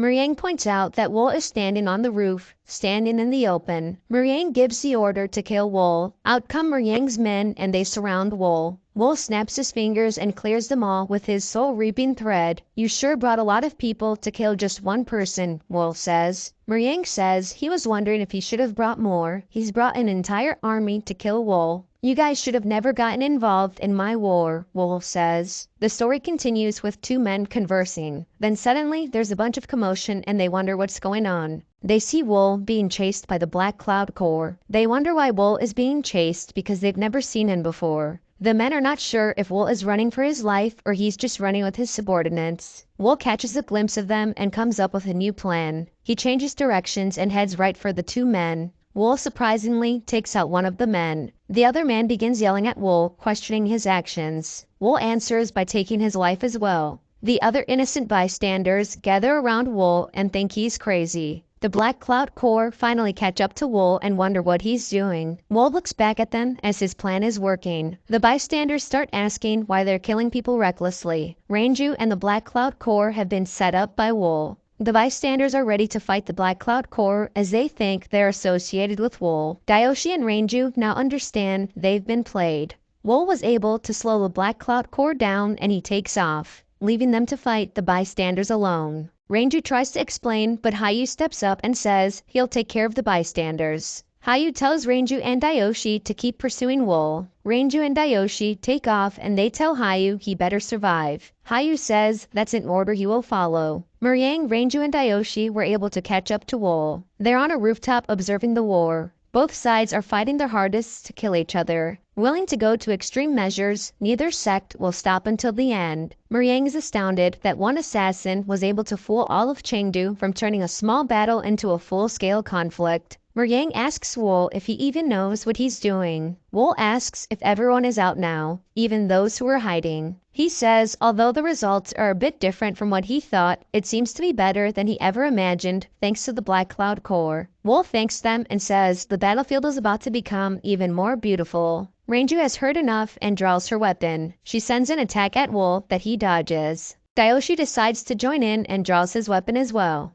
Let's put an end to things here, he says. Dayoshi sends an attack at Wool that he also dodges. Wool activates his soul-reaping threat and sends daggers right at Dayoshi. Dayoshi is worried as Wool has finally stopped running and is finally fighting back. Dayoshi is amazed at the movement of Wool's daggers. Dayoshi defends as best as he can, but Wool is done messing around. He sends a dagger from behind Dayoshi and cuts his arm off. Dayoshi unleashes a painful scream and Wool surrounds Ranju with additional daggers. She can't believe she can't see the daggers because of how fast they're moving. Ranju can tell that Wool is acting differently than he did when he was fighting Oh. Wool is serious this time. When Ranju looks up, she sees Wool looking down on Dayoshi. She yells for Wool to stop, but he doesn't give her any attention. As Wool stares at Dayoshi, ready to end his misery, Muriang jumps in and fires his spear at Wool. As the spear makes its way to Wool, Wool grabs Dayoshi and uses him as a shield. Muriang's attack has just impaled Dayoshi. Wool looks at the wounded Dayoshi and takes off. Ranju runs to Dayoshi and begs him not to die. Losing consciousness, Dayoshi says he's not going to die. Ranju, in tears, yells for Muriang to go after Wool. She says to catch him and rip him to shreds. Muriang is determined to avenge Dayoshi and takes off. From afar, Ran is observing the war with Yang and the Emi sect. Yang says they need to quickly rescue their ally, the Qingming sect, and stabilize the current situation as soon as possible. Ran agrees as the situation is worse than she thought. Ran orders everyone to advance into the Fire Dragon room. At the Fire Dragon room, they get a knock from Ran and the Emi sect. The Fire Dragon room master, Pio, knows they'll be at a disadvantage if they open the door. Out of patience, Ran breaks the door down. Pio calls her a witch. Ran doesn't appreciate the name calling. Pio tells Ran to have her people stand down. This is a problem between the Fire Dragon room and the Qingming sect. He says it's no place for the Emi sect to butt in. Ran says everyone knows how the Qingming sect and the Emi sect are related. And when Pio tries to respond, Ran tries to silence him. But Pio was ready. As Pio defends, he realizes he didn't know Ran was this strong. Ran has had enough and jumps up to deal her final blow. She says, with this, it's over. But right before she can deal the final blow, the Qingming sect's greatest warrior Mew blocks the attack. Ran can't believe her powerful attack was stopped. She looks at Mew and says, long time no see. Mew says to think they'd meet like this again. Ran says she's not happy to see him. Mew says he waited 7 years to come face to face with Ran. He says if his senior brothers had not rejected his proposal to obliterate the Emi sect 7 years ago, they'd have met much sooner. Ran recognizes Mew's energy. I guess you've obtained some enlightenment in recent times. I can feel a mysterious energy from you that I hadn't seen before, Ran says. Mew says I simply learned some new martial arts. Ran says she can't possibly dare to imagine just how extensive and deep the martial arts of the Qingming sect are. Even so, she's quite confident that she knows enough about the Qingming sect's martial arts. She could never have dreamed that the Qingming sect had hidden a martial art that would exude such impure energy. Mew tells her not to measure the Qingming sect with her own measurements. What Qingming is capable of is far greater and vast than that of the Emi sect. I guess you're so great that even a mere assassin could make a fool out of you, Ran asks. Mew asks what she means by assassin. Ran informs Mew that the assassin he took down in an underground cave is still alive. Ran then asks if she checked his corpse. Mew realizes he didn't. Ran says this is why such a situation has occurred.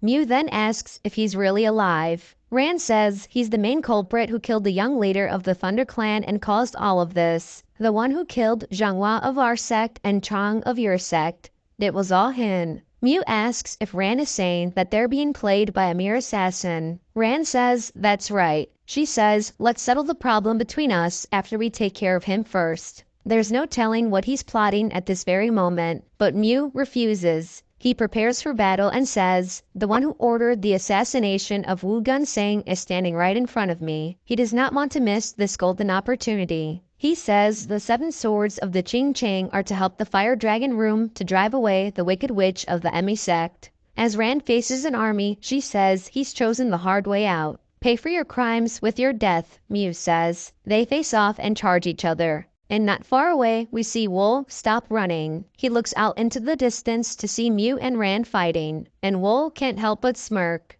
Later on, Wool continues to run. Muriang can't believe that he's having a hard time catching up even on a horse. He wonders if Wool is producing threads with energy and then stepping on them in mid-air. Regardless of whatever method Wool is using, Muriang is determined to catch up to him and kill him. He then gets a flashback to his younger years. The first time he met Dayoshi. He is still hurt that Wool killed him. Dayoshi was like his teacher. Muriang calls for an attack and the Black Cloud Corps unleash their spears at Wool. Wool senses the spears and turns back towards them. They are questioning why Wool is running towards the spears like a madman. And right before their eyes, Wool disappears. As they look around to see where he could have went, Wool pops up right above them. When they look up, Wool unleashes his attack. Muriang has been outplayed by Wool yet again. Wool is done running though. He's circled in by Muriang and the Black Cloud Corps. Muriang says he will make sure to kill him with his own hands. Wool replies and says he doesn't understand. He asks, isn't this how everyone lives? Isn't this what the Janghu is like?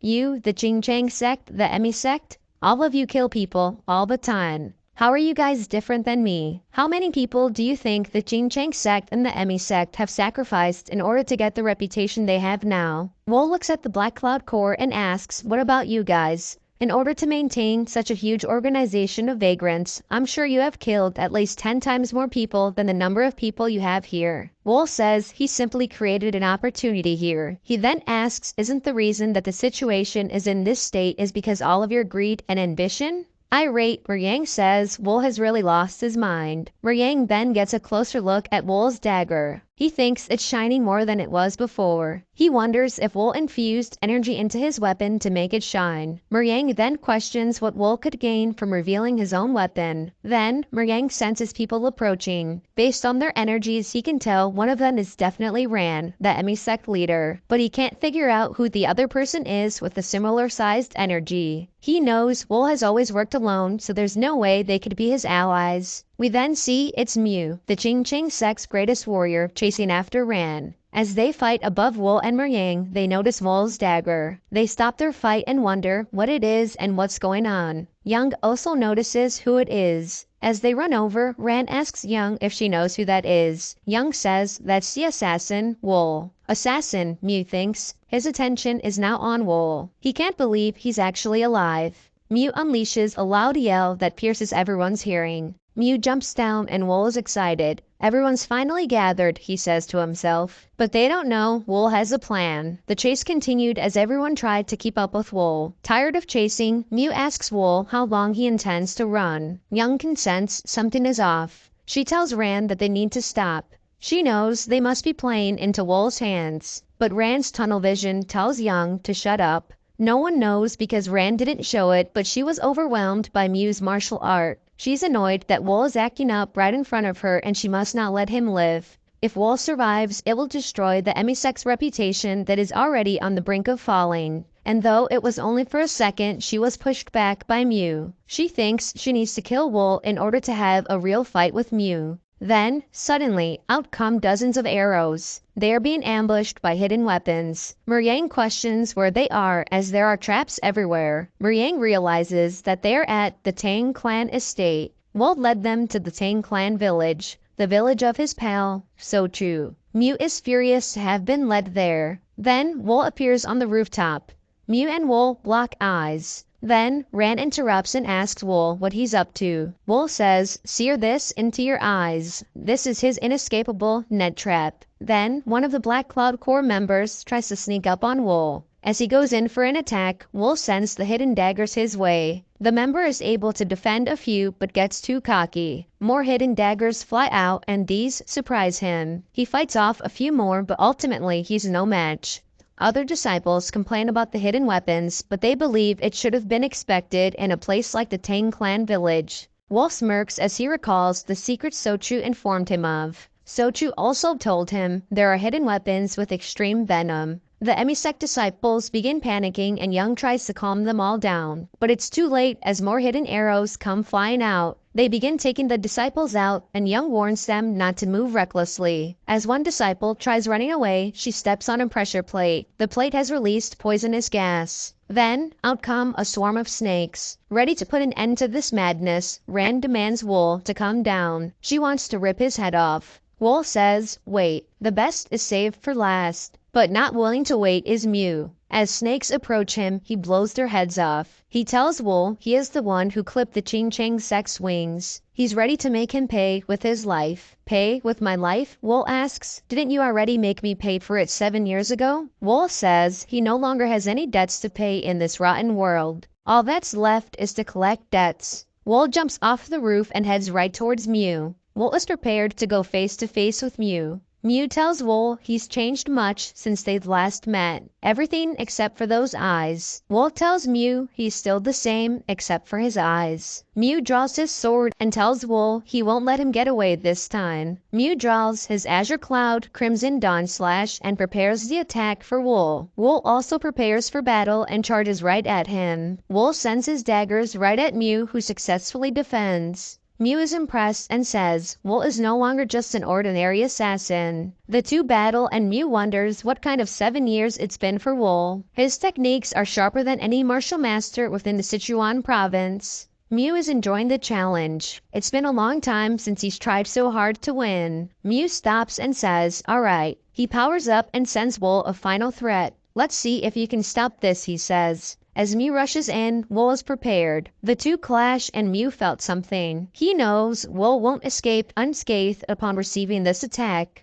He's sure it will split Wool in half. But as the attack settles, Wool is seen holding Mew's blade with his 2 fingers. Mew is stunned. Wool squeezes his 2 fingers together and begins shattering Mew's blade. Wool is ready to show Mew what happened in that snake pit. Wool activates Jade Destruction, shattering Mew's sword. Mew is distraught. That sword has been passed down from his master for generations. It has never even been scratched after a fierce fight. How? Mew yells. Then to everyone's surprise, a blade is sent right through his chest. But it wasn't from Wool. Ran has stabbed Mew in the back. Mew turns to Ran and she tells him that he did great. And she says now she will take over and finish Wool herself. Mew spits out some blood and stands up. He can't believe Ran struck him from behind. Ran says, so what? Everyone in the Jinghu only recognizes the victor. You should blame yourself for being unable to dodge my attack. Mew says to Ran, you're the sect leader of the Emi sect. You should be ashamed of what you just did with everyone watching. Ran says they only saw one thing here. The moment that the Emi sect, the final victor, began its rule over the Sichuan province. Even if they saw something else, they'd only be able to talk about it in the afterworld.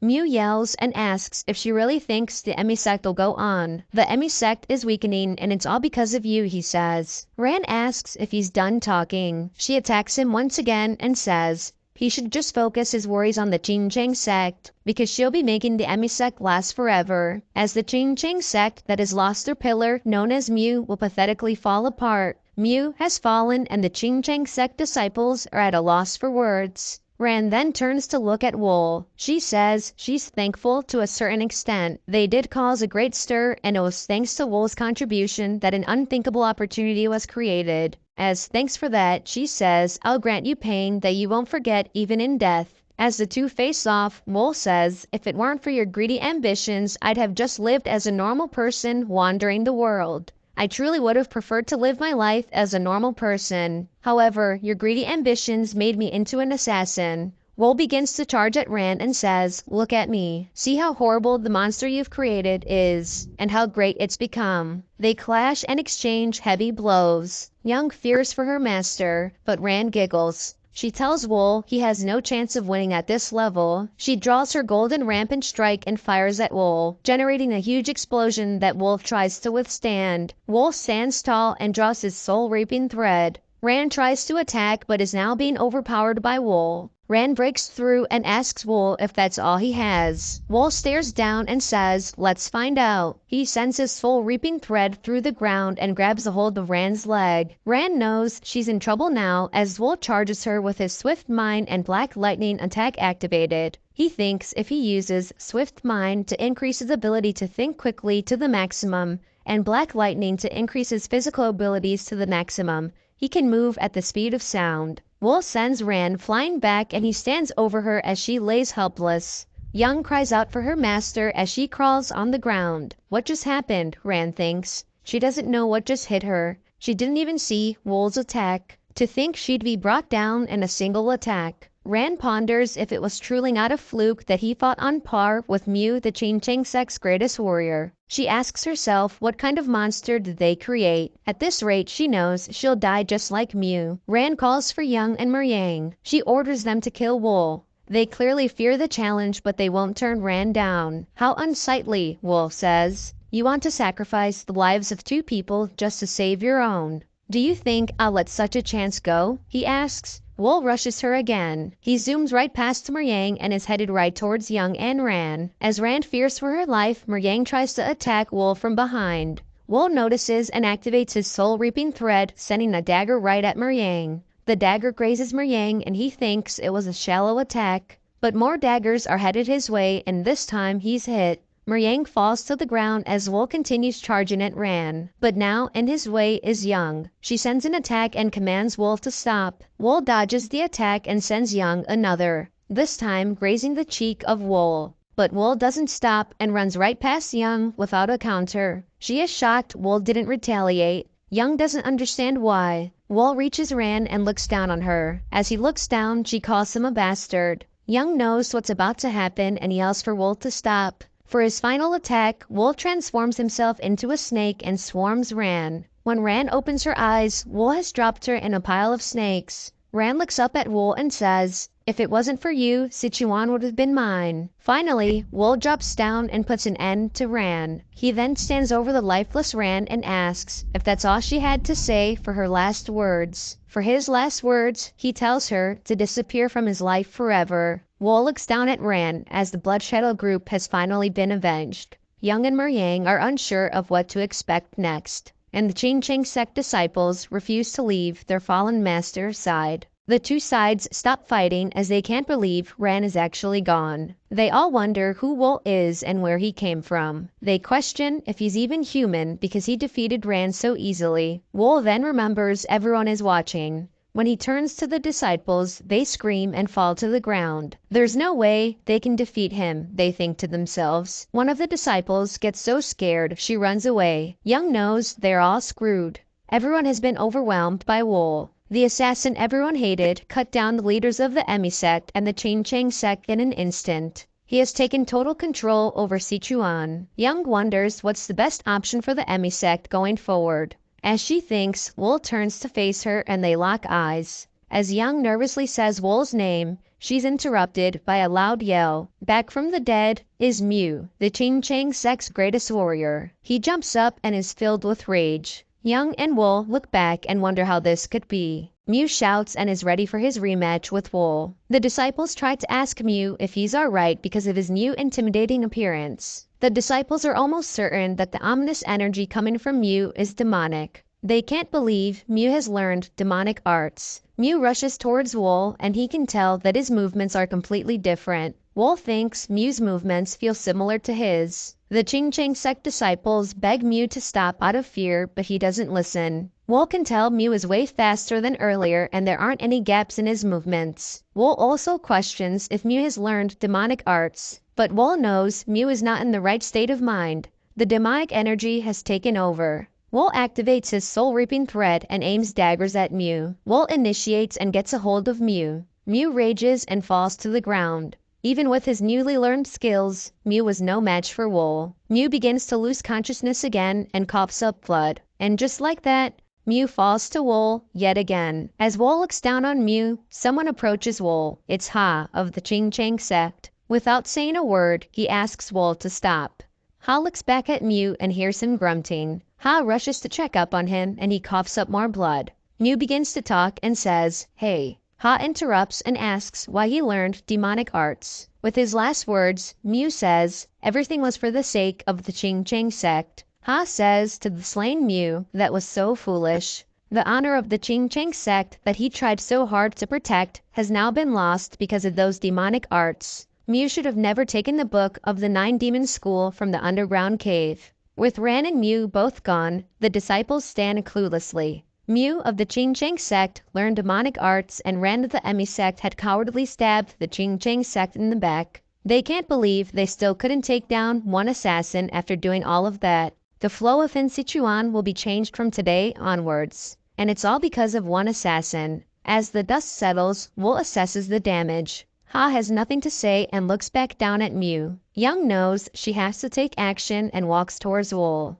Young approaches him and says, "Wool, if you allow it, the Emi sect would like to bring the corpse of our sect leader back to Emi Mountain." The Emi sect disciples don't agree with Young's truce, but Young turns to them to shut them up. She faces Wool again and thinks, no one can insist on revenge in this situation. She knows they have to find a way to hold on to life. Then, Ha stands. He says they'd also like to collect Mew's corpse and retreat. Everyone is in shock that Ha, the executive of the Qingcheng sect, is bowing his head, because continuing a fight that has lost all justification will make it impossible for the two sects to make a comeback.